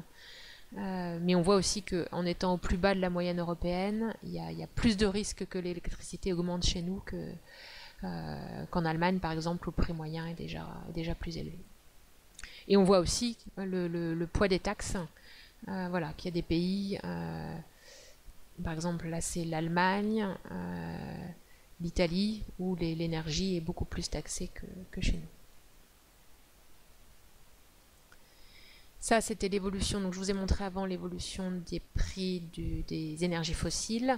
Là, on a une évolution des prix de l'électricité. C'est ce que je vous dis. C'est que la tendance, elle va être à la hausse. Et si on prend tous les débats autour du parc nucléaire aujourd'hui, on arrive sur des centrales qui vont avoir 40 ans, qui vont avoir 30, qu'on repousse à 40 ans, mais repousser au-delà de 40 ans, ça devient techniquement risqué, parce que dans une centrale, il y a plein de parties qu'on peut changer, qu'on peut remplacer, mais il y a des parties qui ont été construites pour la durée de vie de la centrale, une partie des socles et des enceintes en béton qui sont pas éternelles, et donc il y a un moment il faudra se poser la question à la fois du remplacement du parc, mais aussi du démantèlement du parc. Donc au prix actuel de l'énergie, de l'électricité, il faudra rajouter le renouvellement du parc nucléaire, par du nucléaire ou par autre chose. Donc augmentation des prix de l'électricité. Et là, c'était prix du gaz. Donc prix du gaz en France, où sommes-nous? On est là. Bon, là pour le coup, on est dans la moyenne européenne, mais on voit que le Danemark, qui était un pays producteur de gaz, a délibérément, si on regarde le prix hors taxe en France comparé au prix du Danemark, on voit que là, il y a eu l'équivalent d'une taxe carbone très forte qui a été mise en place dans le pays pour promouvoir la transition énergétique. Et que ce serait intéressant de voir comment politiquement une telle mesure a pu se mettre en œuvre sans déclencher une révolution. Ce serait intéressant de revoir ce graphique-là pour voir ce que ça donnait côté... voilà, ce qui s'est passé en 2018-2019 pour déclencher les manifestations des Gilets jaunes, mais c'est clair que lié un tout petit peu à l'augmentation des taxes, mais globalement à l'augmentation des prix de l'énergie, le prix de l'essence ne fait qu'augmenter. Alors il est un peu compensé par les gains en efficacité des voitures. Les voitures d'aujourd'hui, pour un même service, vont consommer moins. Mais le fait qu'on ait eu les manifestations des Gilets jaunes, c'est aussi en partie dû à l'augmentation des prix de l'énergie. Donc, sans même parler du changement climatique, là je vous ai parlé qu'énergie, énergie fossile, stock limité, besoins qui augmentent, il va falloir, ne serait-ce que pour ces raisons-là, qu'on limite notre dépendance aux combustibles fossiles pour se protéger de l'augmentation des prix. Mais je pense que là, les Européens, on est dans les pays dits développés, on fait partie des pays qui n'ont quasiment plus de ressources fossiles. Aujourd'hui, l'acier qui est produit en France, le charbon vient d'Australie, le minerai vient du Brésil. On va dire qu'on a épuisé nos stocks. La France a été producteur de charbon, j'ai expliqué tout à l'heure, ça avait sauvé nos forêts. On a été producteur de charbon local pendant un certain temps. On a d'abord fermé nos mines de charbon parce que ça revenait moins cher de l'importer de pays où il était présent en plus grande quantité. On n'a pas fait, à ma connaissance, moi je viens de Lorraine, j'ai plus souvenir de mines, j'ai vécu dans le Nord aussi, de mines dans lesquelles on descendait par des puits. Donc l'exploitation de gisements souterrains, plus cher et plus compliqué à exploiter que les gisements à ciel ouvert qu'on peut voir en Australie, en Afrique du Sud ou en Chine. Donc, pour construire une économie durable, un des objectifs, ça doit être de réduire notre dépendance aux combustibles fossiles. Qui dit combustible fossile dit changement climatique, dit effet de serre. Là, c'était une petite illustration et un petit rappel pour dire que l'effet de serre, c'est pas un mal en soi. L'effet de serre, il est lié à l'atmosphère qui entoure la Terre, qui fait le même effet que la bâche en plastique ou le verre sur cette véranda ou sur cette serre agricole. Que sans atmosphère, la température moyenne sur la Terre, elle serait de moins 18 degrés contre 15-16 degrés aujourd'hui. Sachant que moins 18 degrés, ce serait 100 degrés le jour et moins 150 degrés la nuit comme sur la Lune. Ce serait 100 degrés la journée et moins 150 degrés la nuit. Donc des conditions qui rendent la vie complètement impossible. Les principaux gaz à effet de serre. Le principal gaz à effet de serre, c'est l'eau, qui représente, les nuages, ça représente les 3/4 de l'effet de serre. Mais on va dire l'homme n'a quasiment pas d'impact sur la quantité d'eau contenue dans l'atmosphère. En plus, l'eau, tout à l'heure on l'a vu, c'est à l'échelle d'une journée. En fait, l'eau qui s'évapore, en moyenne, au bout de 10 jours, elle retombe sous forme de pluie. Donc si tant est que les activités humaines bouleversaient l'équilibre de l'eau, on pourrait très rapidement, en changeant ces pratiques-là, corriger notre impact. Donc l'eau, c'est le principal gaz à effet de serre, mais l'homme a très peu d'impact dessus. Le deuxième gaz à effet de serre, de par son importance, c'est le CO2. Et là, pour le coup, les émissions de CO2 de l'humanité sont en train de bouleverser la quantité de CO2 qui s'est accumulée dans l'atmosphère parce que c'est un gaz à durée de vie longue. Une molécule de CO2 qu'on émet aujourd'hui, qu'on libère aujourd'hui dans l'atmosphère, elle va y rester en moyenne 100 ans. Donc aujourd'hui, la quantité de CO2 qui est dans l'atmosphère d'aujourd'hui, c'est le résultat des 100 dernières années.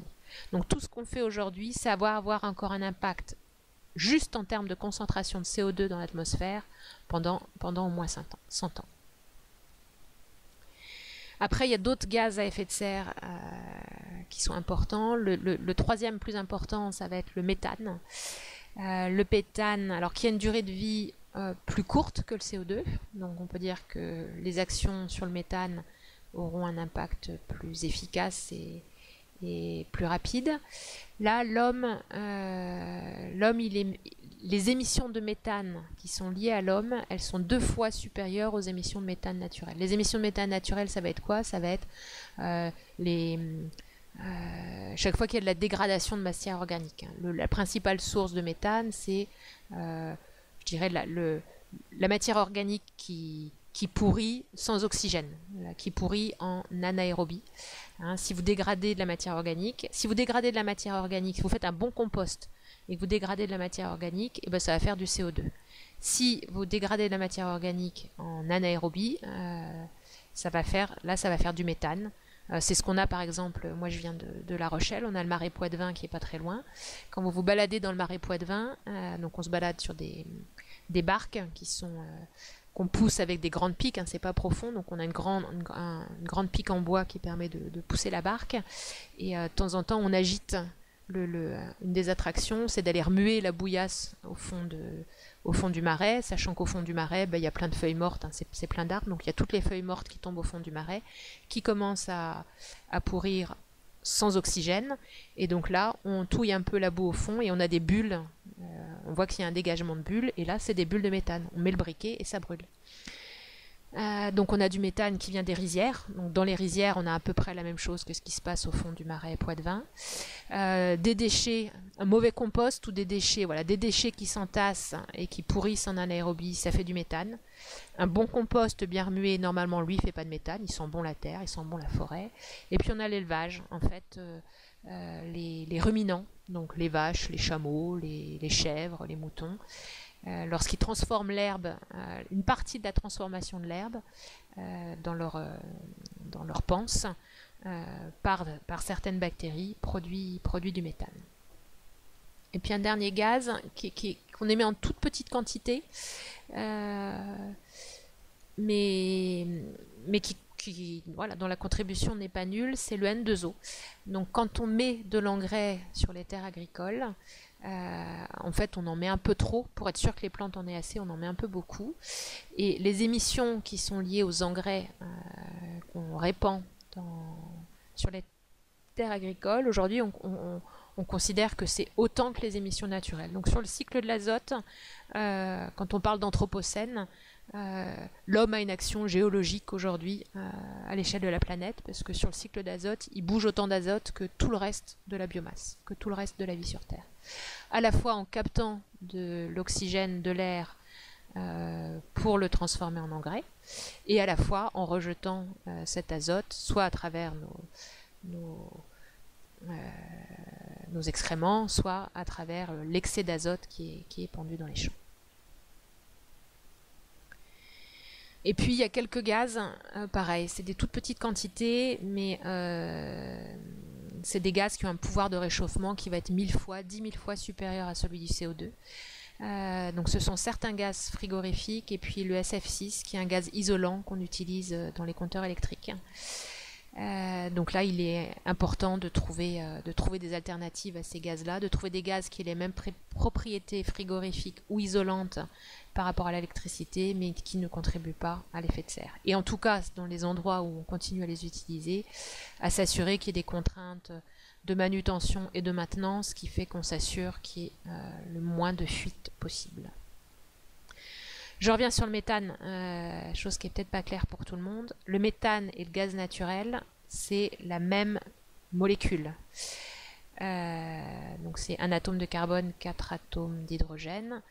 Quand on parle de gaz naturel, en général, c'est le gaz fossile. Donc naturel dans le sens où on le trouve naturellement à l'état, voilà, dans des gisements de gaz, par opposition au gaz de houille ou à la gazéification. En fait, avant d'alimenter les villes en gaz naturel, Le gaz qui alimentait les villes au début, c'était du gaz qui était fabriqué soit à partir du bois, soit à partir du charbon, par gazéification, et qui n'était pas pur, qui contenait du CO, donc un peu toxique, mais qui contenait aussi du CH4 et de l'hydrogène. Alors que dans les gisements de gaz, en général, on a du CH4 assez pur. Donc c'est la même molécule. Et quelque part, là, dans les débats aussi sur les gaz de schiste, ce qu'on ne sait pas mesurer aujourd'hui, c'est quand on exploite le gaz de schiste, quelle est la partie de gaz naturel qui fuit dans l'atmosphère. On peut se poser aussi la question dans les usines de méthanation. Donc chaque fois qu'on va manipuler du gaz naturel, il va aussi falloir réduire au maximum ces fuites. Et dans le débat sur les gaz de schiste, donc les gaz de schiste aux États-Unis, ça a permis de remplacer une partie de la production de charbon. Et donc quand on brûle du gaz plutôt que de brûler du charbon pour la même utilisation, eh ben, on va faire moins de CO2 avec du gaz qu'avec du charbon pour des raisons chimiques, parce qu'on va quand on casse une molécule de gaz, on produit qu'une molécule de on casse beaucoup de liaisons CH, alors que quand on casse du charbon, on casse beaucoup de liaisons CC. Donc remplacer du charbon par du gaz naturel, c'est une bonne chose à condition qu'il n'y ait aucune fuite de gaz. Dans le cas des gaz de schiste, on peut se poser la question de combien de gaz a fui dans l'atmosphère en plus de celui qu'on a brûlé pour remplacer le charbon. Une dernière chose, le méthane a un pouvoir de réchauffement bien supérieur à celui du CO2, 20 à 25 fois supérieur à celui du CO2. Si j'ai du méthane et que je le brûle, je le transforme en CO2 et en H2O. Donc quand j'ai du méthane que je ne peux pas utiliser plus intelligemment, au pire je le brûle, parce qu'en le brûlant, je divise par 20 son pouvoir de réchauffement. Donc c'est pour ça que il y a par exemple des exploitations de champs de pétrole où quand on capte le pétrole, on récupère aussi un peu de méthane. Pas assez pour que ce soit industriellement rentable de le capter, mais là, au pire, il faut quand même le brûler et pas le laisser s'échapper tout seul dans l'atmosphère. En brûlant le méthane, on réduit en brûlant le métal et en le transformant en CO2, on réduit l'impact sur les changements climatiques. Là, on arrive à des choses plus concrètes qui vont concerner un peu plus notre vie de tous les jours. C'est le bilan carbone d'un Français moyen que Carbone 4 a réalisé dans les années 2010. Le Français moyen, il n'existe pas. De la même façon qu'on a vu tout à l'heure, il y avait de très grandes disparités à l'échelle de la planète. Il y a aussi de très grandes disparités à l'échelle des Français. On a vu 40% des Français ne prenaient pas l'avion. Donc c'est une moyenne, et on va dire on va utiliser les données pour les choses qui sont partagées à tout le monde. Là, le poids de l'avion, on ne le voit pas, parce qu'en moyenne, les Français ne voyagent pas tant que ça. Mais quelqu'un qui prendrait l'avion une fois, 2 fois, 10 fois dans sa vie, ça se verrait beaucoup plus sur ses déplacements personnels. Donc là, ce qu'on voit, c'est que le principal poste d'émission, donc là on est bien en émission de gaz à effet de serre et pas seulement en consommation d'énergie. En émission, si on prend tout confondu, consommation d'énergie et émission de gaz à effet de serre, le principal poste de production de gaz à effet de serre d'un Français, c'est son alimentation. Ensuite, c'est sa consommation de biens. Après, ça va être les transports. Et en dernier lieu, son logement. Si on prend tout confondu. Maintenant, le premier poste, en tant que poste individuel, c'est la barre jaune, là, le chauffage de logement. Donc tout ce qu'on va pouvoir faire comme travaux d'isolation, même avant ça, comme le fait de baisser la température, de mettre un régulateur et de chauffer que quand on a besoin, donc de couper le chauffage, de baisser le chauffage la journée, de baisser le chauffage la nuit. Voilà, toutes les actions qui vont permettre de réduire la facture d'électricité pour le chauffage et surtout de gaz ou de fuel pour le chauffage, ça va nous permettre de réduire ce poste-là. Après le chauffage, à peu près égalité, et même là c'était devant dans mon graphique, mais j'avais en tête qu'en moyenne, voilà, c'est le logement est devant la voiture, mais dans le logement, si je prends que le chauffage, je suis en dessous de la voiture.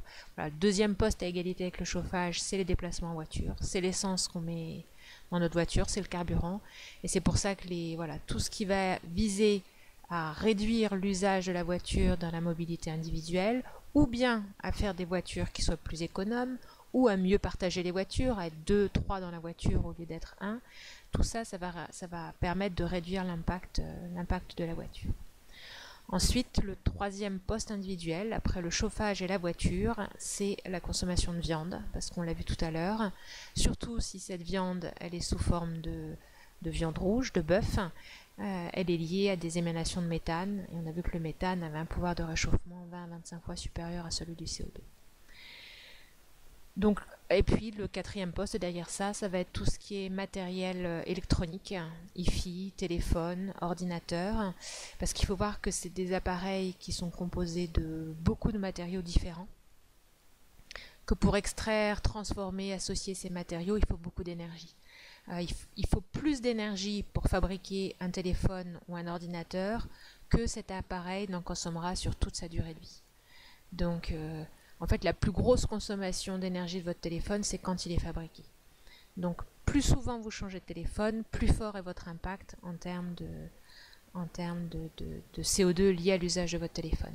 Pour réduire votre impact lié aux produits électroniques, il faut prolonger leur durée de vie au maximum. On voit aussi le poids du fret, donc du déplacement des produits alimentaires et du déplacement des produits de consommation. Donc quand on dit acheter local, ça réduit ce facteur fret. Et puis tout le reste après c'est un petit peu plus mélangé. Ça donne quand même une idée des grandes masses, des principaux leviers sur lesquels on peut agir.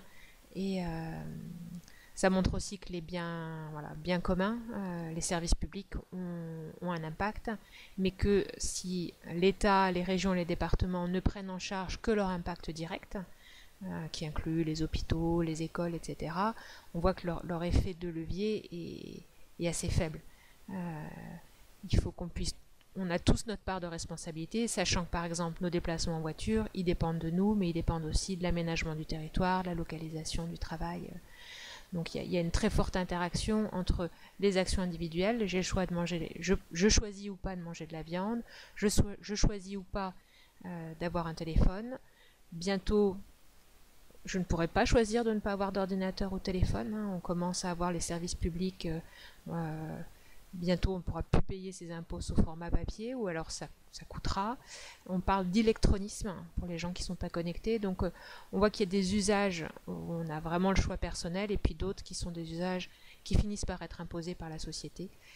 Aujourd'hui, avoir un travail sans avoir de permis ni de voiture, ne pas avoir de voiture, ne pas avoir de permis, c'est un frein à l'obtention d'un poste.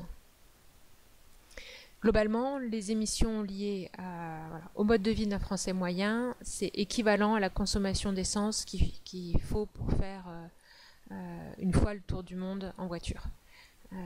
Sachant que quelqu'un qui fait l'équivalent d'un tour du monde en avion, il va consommer beaucoup plus et qui sera bien au-delà des chiffres qui sont indiqués ici. Ces gaz à effet de serre, donc première image, c'est on va dire essentiellement le CO2 qui sort de nos usines, qui sort de nos centrales à gaz, nos centrales à charbon, de nos voitures, un petit peu d'émissions liées aussi à la déforestation, au changement d'usage des sols. Donc là on parle essentiellement du CO2. Que devient le CO2 qui est émis par la consommation d'énergie ou par les changements d'usage des sols? Eh bien, il y en a 25% des émissions totales de l'humanité qui sont captées par les forêts. Parce que qui dit plus de CO2, ben les plantes elles mangent du CO2. Le jour, les plantes utilisent la lumière du soleil et le CO2 pour produire de la biomasse. Donc, ils transforment ce CO2 et cette lumière en matière organique. Le CO2, la lumière et l'eau. Il y a besoin de ces trois composants-là pour pouvoir faire de la photosynthèse. Et ces trois composants-là sont transformés en biomasse et les plantes relâchent de l'oxygène. Donc grâce aux forêts, grâce aux poumons verts, grâce aux algues dans les océans, il y a 25% du CO2 qui est capté par la biomasse. Il y a 25% de ce CO2 qui se dissout dans les océans. Quand on parle d'acidification des océans, c'est le fait que, comme la consommation de CO2 augmente dans l'atmosphère, Il y en a une partie qui se dissout dans l'océan, qui augmente, qui augmente l'acidité des océans. Et là, une partie des scientifiques qui étudient le plancton, etc., constatent qu'il y a certaines espèces qui sont sensibles à cette acidification et qui s'inquiètent pour les changements que ça peut opérer sur l'équilibre entre les espèces au sein des océans. Malheureusement, il en reste encore 50% qui ne sont pas absorbés ni par la biomasse ni par les océans et qui s'accumulent dans l'atmosphère, qui augmente le pouvoir à effet de serre de notre atmosphère et qui donc va augmenter, entre autres, la température moyenne sur Terre. Globalement, la moitié de nos émissions s'accumulent dans l'atmosphère. Donc, grosso modo, notre objectif, ce serait de diviser par 2 nos émissions pour rester dans les capacités des écosystèmes à les absorber. Donc, on peut se fixer comme objectif global de diviser par 2 nos émissions. Ça, c'est alors les scénarios du GIEC, il faudrait que je les mette à jour. Ça, c'est les scénarios qui ont dû paraître dans les années 2009, je dirais, 2009-2010. Donc, qu'est-ce que fait le GIEC? Donc, c'est le groupement scientifique qui étudie le climat. En fait, c'est un groupement qui étudie, qui fait une synthèse de l'ensemble des publications concernant le réchauffement, les dérèglements climatiques, les causes, les conséquences, etc. Il y a tout un travail de prospective, d'essayer de prédire l'avenir, sauf que l'avenir, je vous dis, la démographie, on la connaît à peu près. Il y a, là on va dire un scénario tendanciel qui serait le scénario rouge, c'est celui que je vous ai montré tout à l'heure. C'est avec les projections démographiques et les projections de développement qu'on a, quelle serait notre consommation d'énergie, donc quelles seraient nos émissions mondiales à l'horizon 2050-2100. Et puis après, là on étudie plusieurs scénarios qui là sont des scénarios politiques où on prendrait des actions on prendrait des actions fortes pour réduire nos consommations d'énergie et réduire nos émissions de gaz à effet de serre. Et là, on fait tourner des modèles climatiques. Donc, il y en a plusieurs qui convergent sur un certain nombre de points et qui divergent sur d'autres. Concernant l'augmentation, c'est pour ça qu'on a des fourchettes, parce que sur chacun des scénarios, donc là, sur le scénario rouge qui est ici, sur les scénarios bleus qui est là, sur le scénario vert qui est ici. Ça c'est le scénario si on arrête tout aujourd'hui. Si du jour au lendemain, un Covid de puissance 1 milliard, l'humanité arrête toute émission de gaz à effet de serre aujourd'hui, ça c'est ce qu'on a déclenché. Donc de toute façon, la température va continuer à un petit peu augmenter. Et puis ça, ce serait c'est le scénario qui serait pas mal qu'on vise, c'est les fameux 2 degrés. Donc le scénario de degrés, c'est qu'en 2050 on a un pic des émissions et qu'ensuite on les réduise très très fortement. Et ça, c'est ce que ça donnerait en termes d'augmentation de la température. Donc le scénario bleu, on aurait une augmentation moyenne de l'ordre de un peu moins de 2 degrés, sachant qu'on a une divergence parce qu'il y a des inconnus dans le scénario. Et par contre, le scénario un petit peu business as usual, qui serait le rouge ici, là on aurait une augmentation des températures qui peut aller jusqu'à 3,5 degrés, voire 5-6 degrés pour les modèles les plus pessimistes. Donc, premier impact de l'augmentation des gaz à effet de serre, c'est une augmentation globale des températures.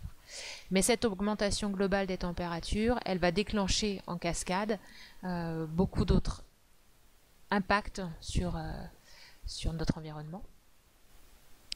Oui, avant de terminer, le scénario qu'il faudrait qu'on vise, c'est celui-là, donc avec ce pic des émissions et puis après une baisse forte des émissions, sachant que dans le reste du monde, la population en partie augmente, mais d'un point de vue développement durable, équité, solidarité, il serait légitime que certains pays continuent à augmenter leurs émissions jusqu'à atteindre un confort minimum. Rappelez-vous de la machine à laver tout à l'heure, que les gens qui aujourd'hui n'ont pas l'électricité aient accès à l'électricité, que les gens qui aujourd'hui ont accès à l'électricité mais pas à la machine à laver atteignent un niveau de développement équivalent à celui de la machine à laver. Ça voudrait dire que si on veut stabiliser, si on veut limiter à 2 degrés les émissions en 2100, limiter à 2 degrés l'augmentation de la température à 2100, ce serait diviser par 2 nos émissions d'ici 2050, et pour la France, ce serait les diviser par 4. Dont le fameux facteur 4 dont on parlait dans les années 2010, je ne sais pas si c'est encore d'actualité. Ce qui est important de voir, c'est que sur ce scénario à 2 degrés, on sent qu'on a une quasi-stabilisation, voilà, stabilisation de la température. Ce qui est inquiétant avec ce scénario business as usual, c'est qu'on est sur une courbe qui continue de grimper et que si on la prolonge, on a des augmentations de température qui frôlent les 5-6 degrés, et là on est sûr de déclencher en cascade des mécanismes d'emballement de la machine climatique qui ne feraient que aggraver les choses. Les scientifiques du GIEC ont également fait une compilation des conséquences possibles des changements climatiques. On parle bien de changement climatique, voire de dérèglement climatique et pas seulement de réchauffement, parce que les conséquences du réchauffement des températures sont multiples. Le premier qui a été observé, c'est l'impact sur la biodiversité. Là, c'est un graphique, vous voyez, qui date du début du siècle, donc qui s'arrête à l'année 2000 et qui montre l'évolution des dates de vendange à Châteauneuf-du-Pape. On va dire que c'est sur les cultures type vigne, arbres fruitiers qu'on a d'abord constaté l'impact du réchauffement. Donc là, avec des vendanges qui sont avancées d'une semaine en 50 ans, ce serait intéressant de voir les mises à jour. On va dire c'est les premiers impacts chiffrés qui ont été publiés, l'impact du réchauffement sur la vigne, avec des questions qui se posent sur aujourd'hui quand je remplace, quand sur une parcelle je dois planter un nouveau cépage, quel cépage est-ce que je vais choisir, parce que quand je plante une vigne, elle est censée être en production pour 20, 30 ou 40 voire 50 ans. On est sur les cultures les plus longues, je ne sais pas si vous vous souvenez sur le premier schéma. Donc là on est sur un investissement de long terme, et de se dire avec même des questions, de se dire est-ce que les AOC de Bourgogne, de Champagne vont pouvoir se maintenir sur leur territoire géographique actuel, ou alors est-ce que les changements de météo vont être tels que ce qu'on va produire va plus ressembler, ce qu'on va produire dans 20 ans à un endroit ressemblera plus à ce qu'on y produisait dans les années 70. On commence à avoir des cépages qui sont plantés en France qui étaient plus les cépages qu'on plantait en Algérie ou au Maroc, comme le Syrah par exemple. Et puis ça pose même la question qu'il y a certaines AOC qui encadrent la teneur en alcool, sachant que la teneur en alcool elle est conditionnée à la teneur en sucre du raisin, et que la teneur en sucre du raisin elle va être conditionnée par la météo. Donc on peut se retrouver avec finalement des vendanges et du vin produit qui répond plus à l'AOC parce qu'il est trop chargé en sucre, et du coup on commence à avoir des vignerons qui demandent l'autorisation de rajouter de l'eau dans leur jus de raisin pour faire baisser le taux de sucre et donc le taux d'alcool dans le produit final, quoi. Donc ça remet en cause des pratiques ancestrales. Si on veut garder un chiffre en tête, d'un point de vue juste, 1 degré de réchauffement, ça équivaut à un décalage vers le nord de 200 km, sachant que toutes les espèces ne vont pas réagir de la même façon. Par exemple, si on regarde les oiseaux migrateurs, donc qui reviennent chez nous, ou qui décident de bouger au moment du printemps ou de l'automne, en fait, les horloges biologiques sont pas calibrées pareil dans toutes les espèces. Il y a des espèces qui vont vraiment bouger en fonction de la température, et donc celles-là, elles sont pas trop affectées, et elles vont bien rentrer plus tôt. Elles vont rentrer plus tôt sur l'horaire de nidification, et donc elles seront là en même temps que le pic de production des insectes. Donc ces espèces-là, on va voir leur date de migration bouger et suivre le réchauffement climatique. En revanche, on a d'autres espèces dont l'horloge biologique n'est pas calée sur les températures, mais elle est calée sur la longueur du jour. Longueur du jour qui était corrélée, qui sur des durées longues est corrélée aux températures s'il n'y a pas de modification du climat. Et donc pour ces espèces-là, ça pose problème, parce que du coup, malgré le changement climatique, elles vont pas changer leur date de retour, et quand elles vont arriver, ça va être trop tard. Le pic des chenilles, le pic des insectes est passé, et elles vont se retrouver en difficulté pour nourrir leur portée. Les chiffres qu'on donne voilà, en moyenne pour les espèces animales, donc là c'était des chiffres qui dataient de 2011 pour les espèces terrestres, voilà. En moyenne, avec ce que je viens de vous dire, c'est qu'il y a certaines espèces qui vont migrer et puis d'autres qui vont pas migrer parce qu'elles comprennent pas encore ce qui se passe. C'était 17 km vers le nord, voilà, les espèces qui sont en capacité de bouger, hein, donc les oiseaux, les papillons, les insectes, remontaient de 17 km vers le nord tous les 10 ans. Et puis en altitude, en montagne aussi, qu'elle remontait d'à peu près 11 mètres en altitude. Et là, il y a une étude récente qui vient de montrer que pour les espèces marines, donc les stocks de poissons, c'était 6 fois plus rapide que quand sur Terre, on était de l'ordre de... Donc là, les chiffres sont un peu différents. Ils parlent de 11 km tous les 10 ans au lieu de 17 pour les espèces terrestres, et jusqu'à 60 km pour les espèces marines. Voilà, qui aurait peut-être moins de freins à la migration sous l'eau, ou peut-être un impact plus fort, voilà, que les régulations sont différentes et que les stocks de poissons migrent, donc ça veut dire que les aires de répartition de pêche vont aussi bouger, et ça peut poser des problèmes géopolitiques sur qui a le droit de pêcher où quand on est voilà, sur des eaux internationales. Donc voilà, réchauffement à partir de 1 degré, on voit déjà l'impact sur les vignes, sur les migrations des oiseaux. C'est le premier impact tangible du réchauffement climatique. Deuxième impact qu'on peut déjà mesurer, c'est l'augmentation des sécheresses et des incendies. Donc là, c'est une présentation que j'avais faite en 2013.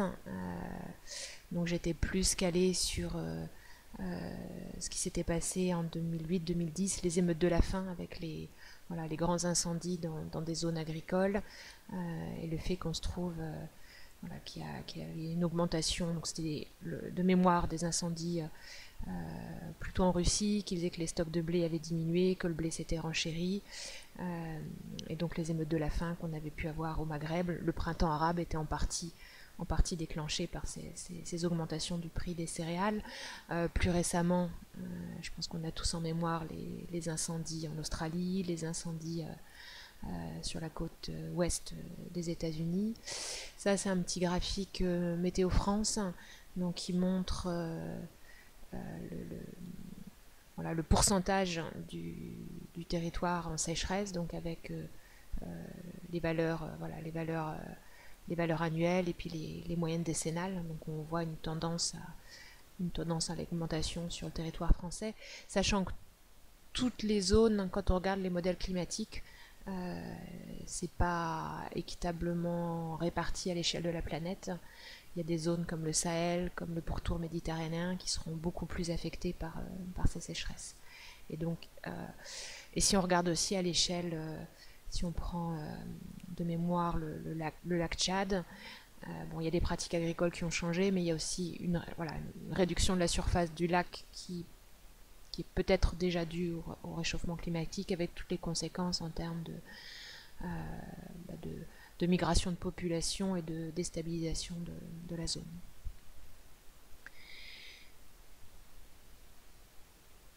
L'augmentation des températures conduit à une augmentation significative du niveau des mers, avec il y a trois sources à cette augmentation du niveau des mers. La première source, c'est juste la dilatation du volume des océans lié à la température. Je ne sais pas si vous vous souvenez de vos cours de physique, quand on chauffe un matériau, sous l'effet de la chaleur, le matériau se dilate, c'est le cas des masses d'eau. On va avoir la fonte des glaciers continentaux, donc fonte des glaciers des Alpes, fonte des glaciers de l'Himalaya, donc moins d'eau douce stockée sous forme de glace sous les continents. Et puis après, la troisième source, ça va être la fonte des calottes glaciaires, du Groenland d'un côté, et puis de l'Antarctique de l'autre. Sachant que pour l'Arctique c'est de la banquise, donc c'est des glaçons qui flottent. Donc la fonte de la banquise qui flotte sur les océans, elle n'a pas d'impact en termes d'augmentation du niveau des mers. Elle a un autre impact en termes de réchauffement des températures. Mais ce qui est plus inquiétant et ce qui a l'air d'aller plus vite que ce que les modèles avaient l'air de prédire il y a 10 ans, c'est la fonte du Groenland et puis d'une partie de l'Antarctique. Là, j'avais repris cette image-là pour donner une idée de l'ampleur des variations du niveau des mers. Si on regarde la dernière ère glaciaire, donc c'était il y a moins 20 000 ans avant Jésus-Christ, une grosse partie des stocks d'eau sur la planète était contenue dans là c'est la calotte arctique, donc qui descendait très bas, hein, qui descendait chez nous, qui descendait presque jusqu'à Lyon, donc d'immenses glaciers de plusieurs kilomètres. Et donc là, à cette époque-là, la mer était plus basse de 120 mètres. Et est-ce que vous avez une idée du delta de température qu'il y avait entre la dernière ère glaciaire, il y a moins 20 000 ans, et avec la température moyenne d'aujourd'hui? Donc la température moyenne d'aujourd'hui, c'était 15 degrés dans les années 70, comme on va dire 16 degrés avec l'augmentation qu'on a déjà vue. Donc l'écart entre une ère glaciaire et ce qu'on vit aujourd'hui, c'est que 5 degrés seulement. Voilà, donc 5 degrés en moyenne à l'échelle de la planète, sachant que comme ça se réchauffe, les écarts de température sont plus forts. Plus on s'approche des pôles, plus les écarts de température sont forts. Qu'au niveau de l'Europe, on avait une température plus basse de 8 à 10 degrés. Si vous vous souvenez, 5 degrés d'écart, c'est ce qu'on pourrait avoir à la fin du siècle, donc en 2100, avec le scénario business as usual, avec le scénario le pire. Donc on aurait 5 degrés, on pourrait avoir 5 degrés d'écart en un siècle et demi. Hein, ce serait 5 degrés par rapport au milieu du siècle.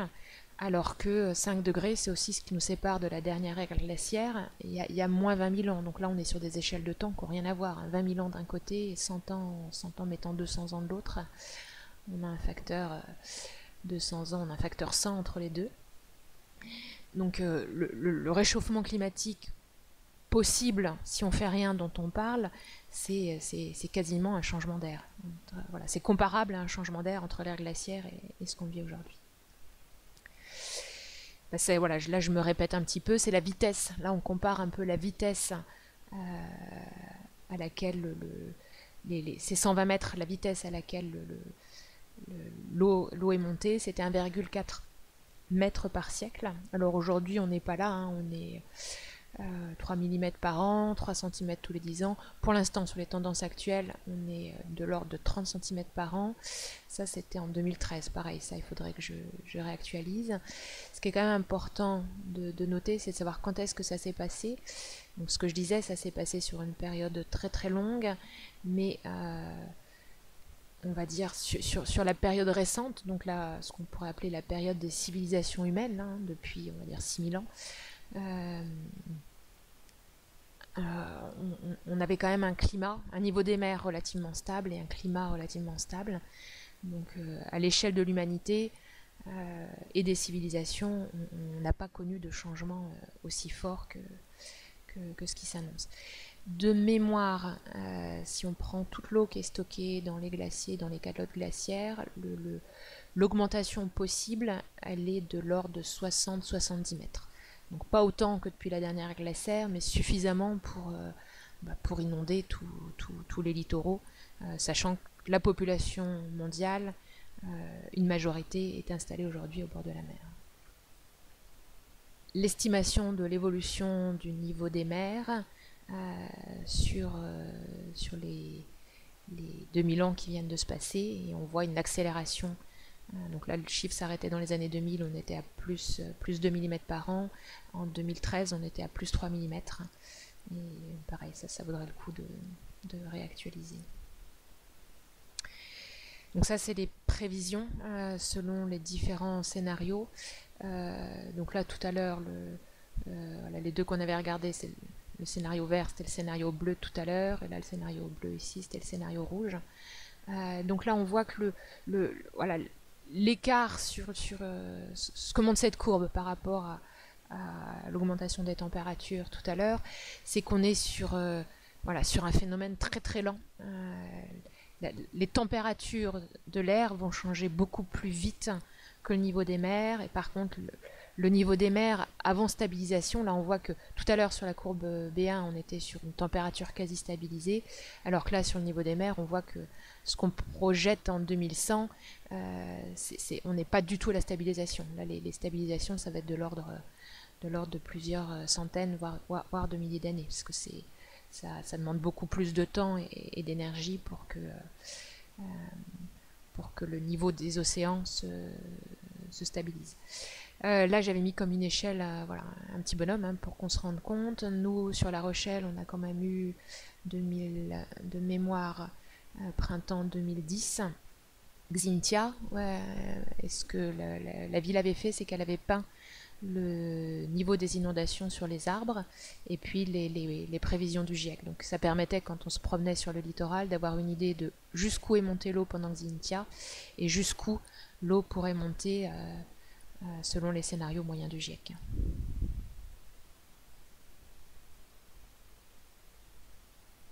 Bah justement, là vous avez au milieu, c'est la photo de La Rochelle. Donc pour ceux qui connaissent la ville, la mer est montée, elle a inondé toutes les caves du Vieux-Port, les rez-de-chaussée et les caves des Minimes. Moi j'ai souvenir d'un collègue photographe qui a perdu tout son stock de pellicules parce que il avait ses bureaux au rez-de-chaussée et tout a été inondé. Donc ça c'était La Rochelle en 2010, on a eu Bangkok en 2011 avec là il y avait une combinaison entre augmentation du niveau des mers et augmentation des pluies, des moussons. Là la petite photo de Thaïlande, ça y est, c'est une route qui est submergée régulièrement par la mer, donc qui est plus praticable aujourd'hui. Et puis là vous avez les inondations à New York en 2012. Donc voilà, aujourd'hui La Rochelle ça reste très viable et très habitable, mais toutes ces zones côtières là elles vont être soumises à des phénomènes extrêmes anormaux. Voilà, l'inondation du siècle va devenir l'inondation des 50 ans, puis l'inondation des 10 ans, etc. Avant qu'on se décide de retirer notre serviette et de reculer.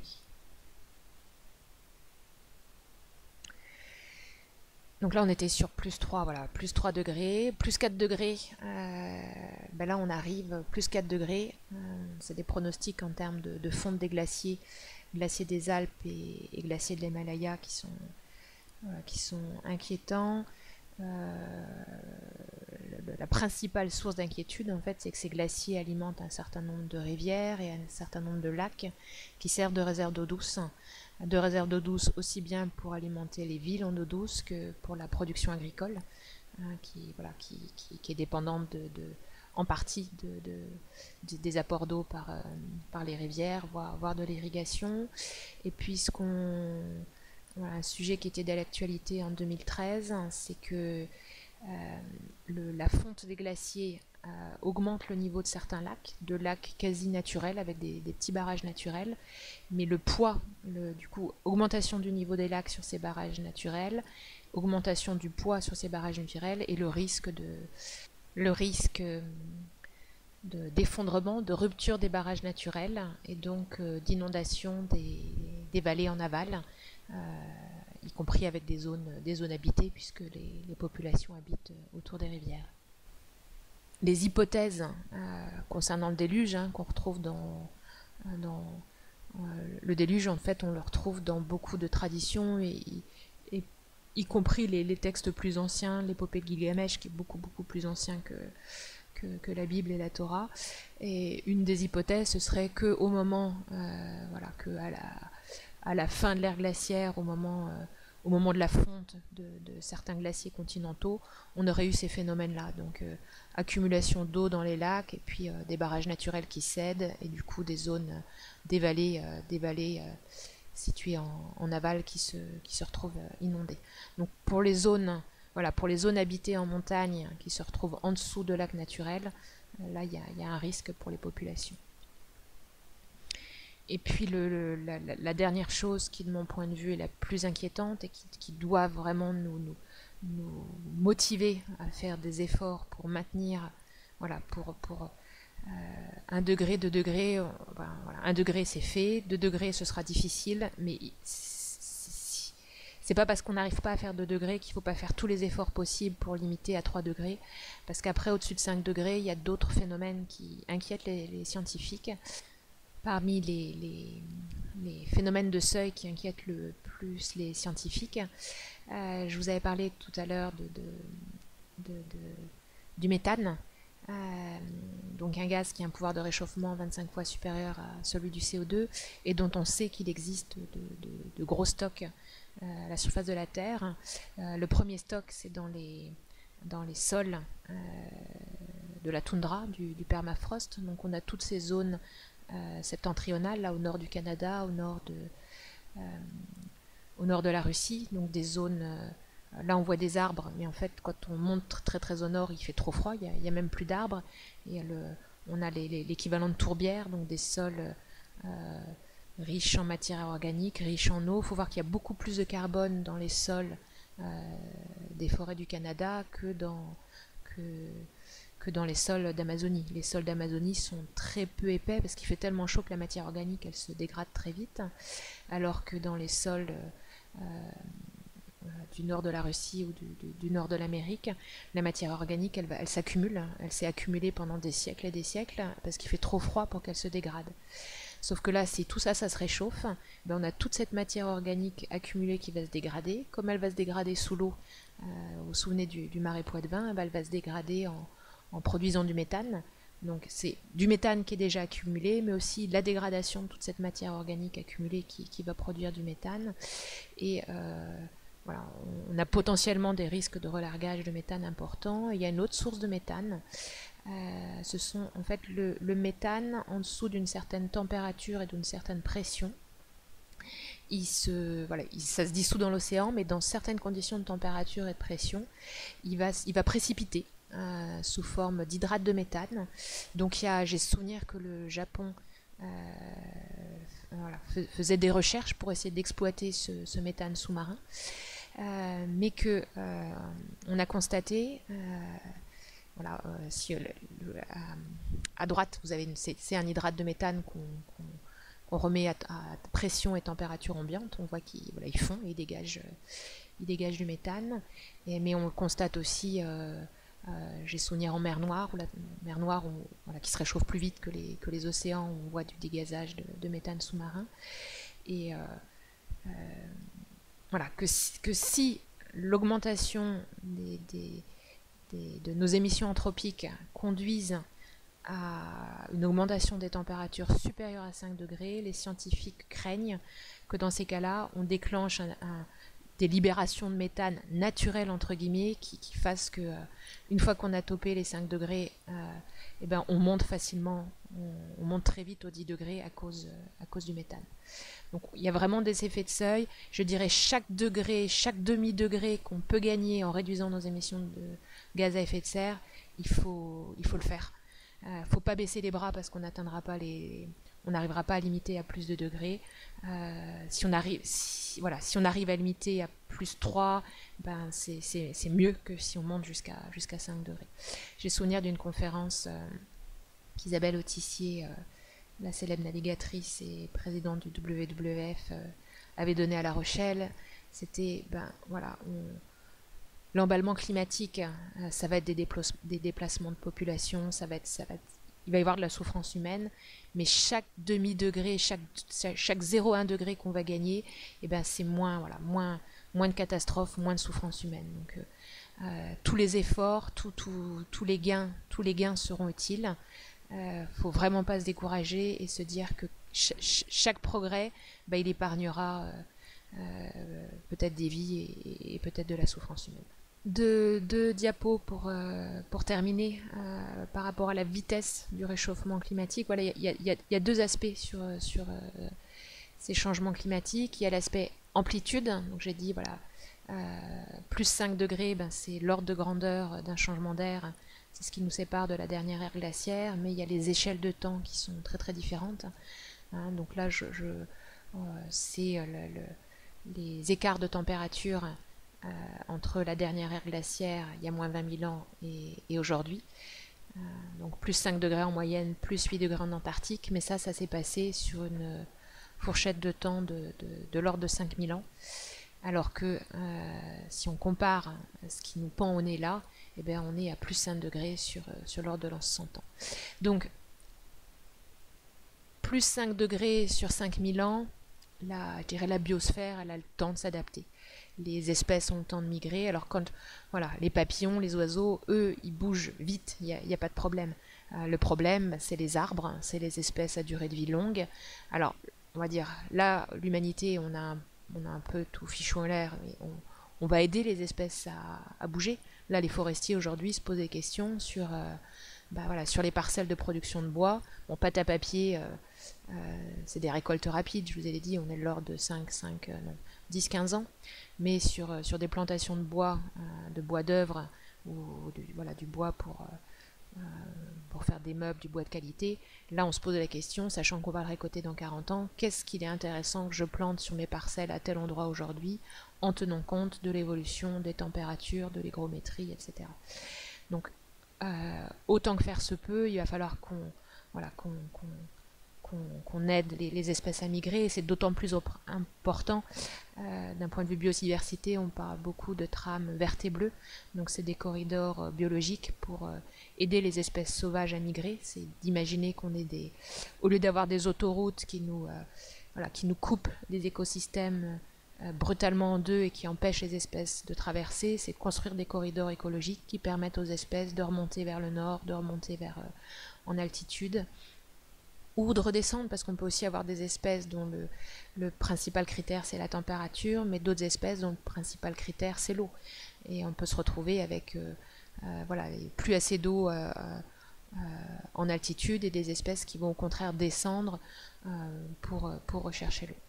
Donc importance de limiter au maximum cette augmentation des températures, et importance d'aider la biodiversité à s'adapter autant que faire se peut. Donc pour conclure cette première partie sur l'objectif de réduire nos émissions de gaz à effet de serre, donc ouais, on pourrait dire pour ma génération ça peut aller, mais j'imagine qu'il y a des personnes plus jeunes maintenant qui commencent à m'écouter, que je pense que pour votre génération les impacts se feront sentir, et c'est sûr que pour les enfants déjà nés, on a ce principe de responsabilité. Et puis même si on n'a pas, je dirais, sans aller jusqu'aux valeurs morales, même si aujourd'hui les politiques sont encore frileux, on a vu avec le Covid qu'en cas de crise, les gouvernements pouvaient prendre des mesures drastiques, inimaginables il y a un an. Je veux dire, ce qu'on a vécu ces derniers mois, je pense que c'était inconcevable pour la majorité d'entre nous. On peut très bien imaginer que, voilà, suite à des catastrophes en série comme les incendies qu'on a connus en Australie, les incendies qu'on a connus en Amérique du Nord, les gouvernements finissent par avoir un électrochoc et prennent des mesures drastiques pour nos modes de vie, drastiques pour les entreprises, qui remettent en cause nos choix de localisation, nos choix d'activité économique. Donc voilà, plus on anticipera, plus la transition se fera en douceur, et moins elle sera brutale. Je vais arrêter là l'enregistrement. Je propose de faire 2 enregistrements séparés, un pour le constat et puis un séparé pour les leviers d'action. Donc la suite sera plus positive parce qu'elle va balayer les 4 axes principaux, les 4 directions dans lesquelles il faut qu'on travaille pour réduire l'impact des activités humaines. À tout à l'heure.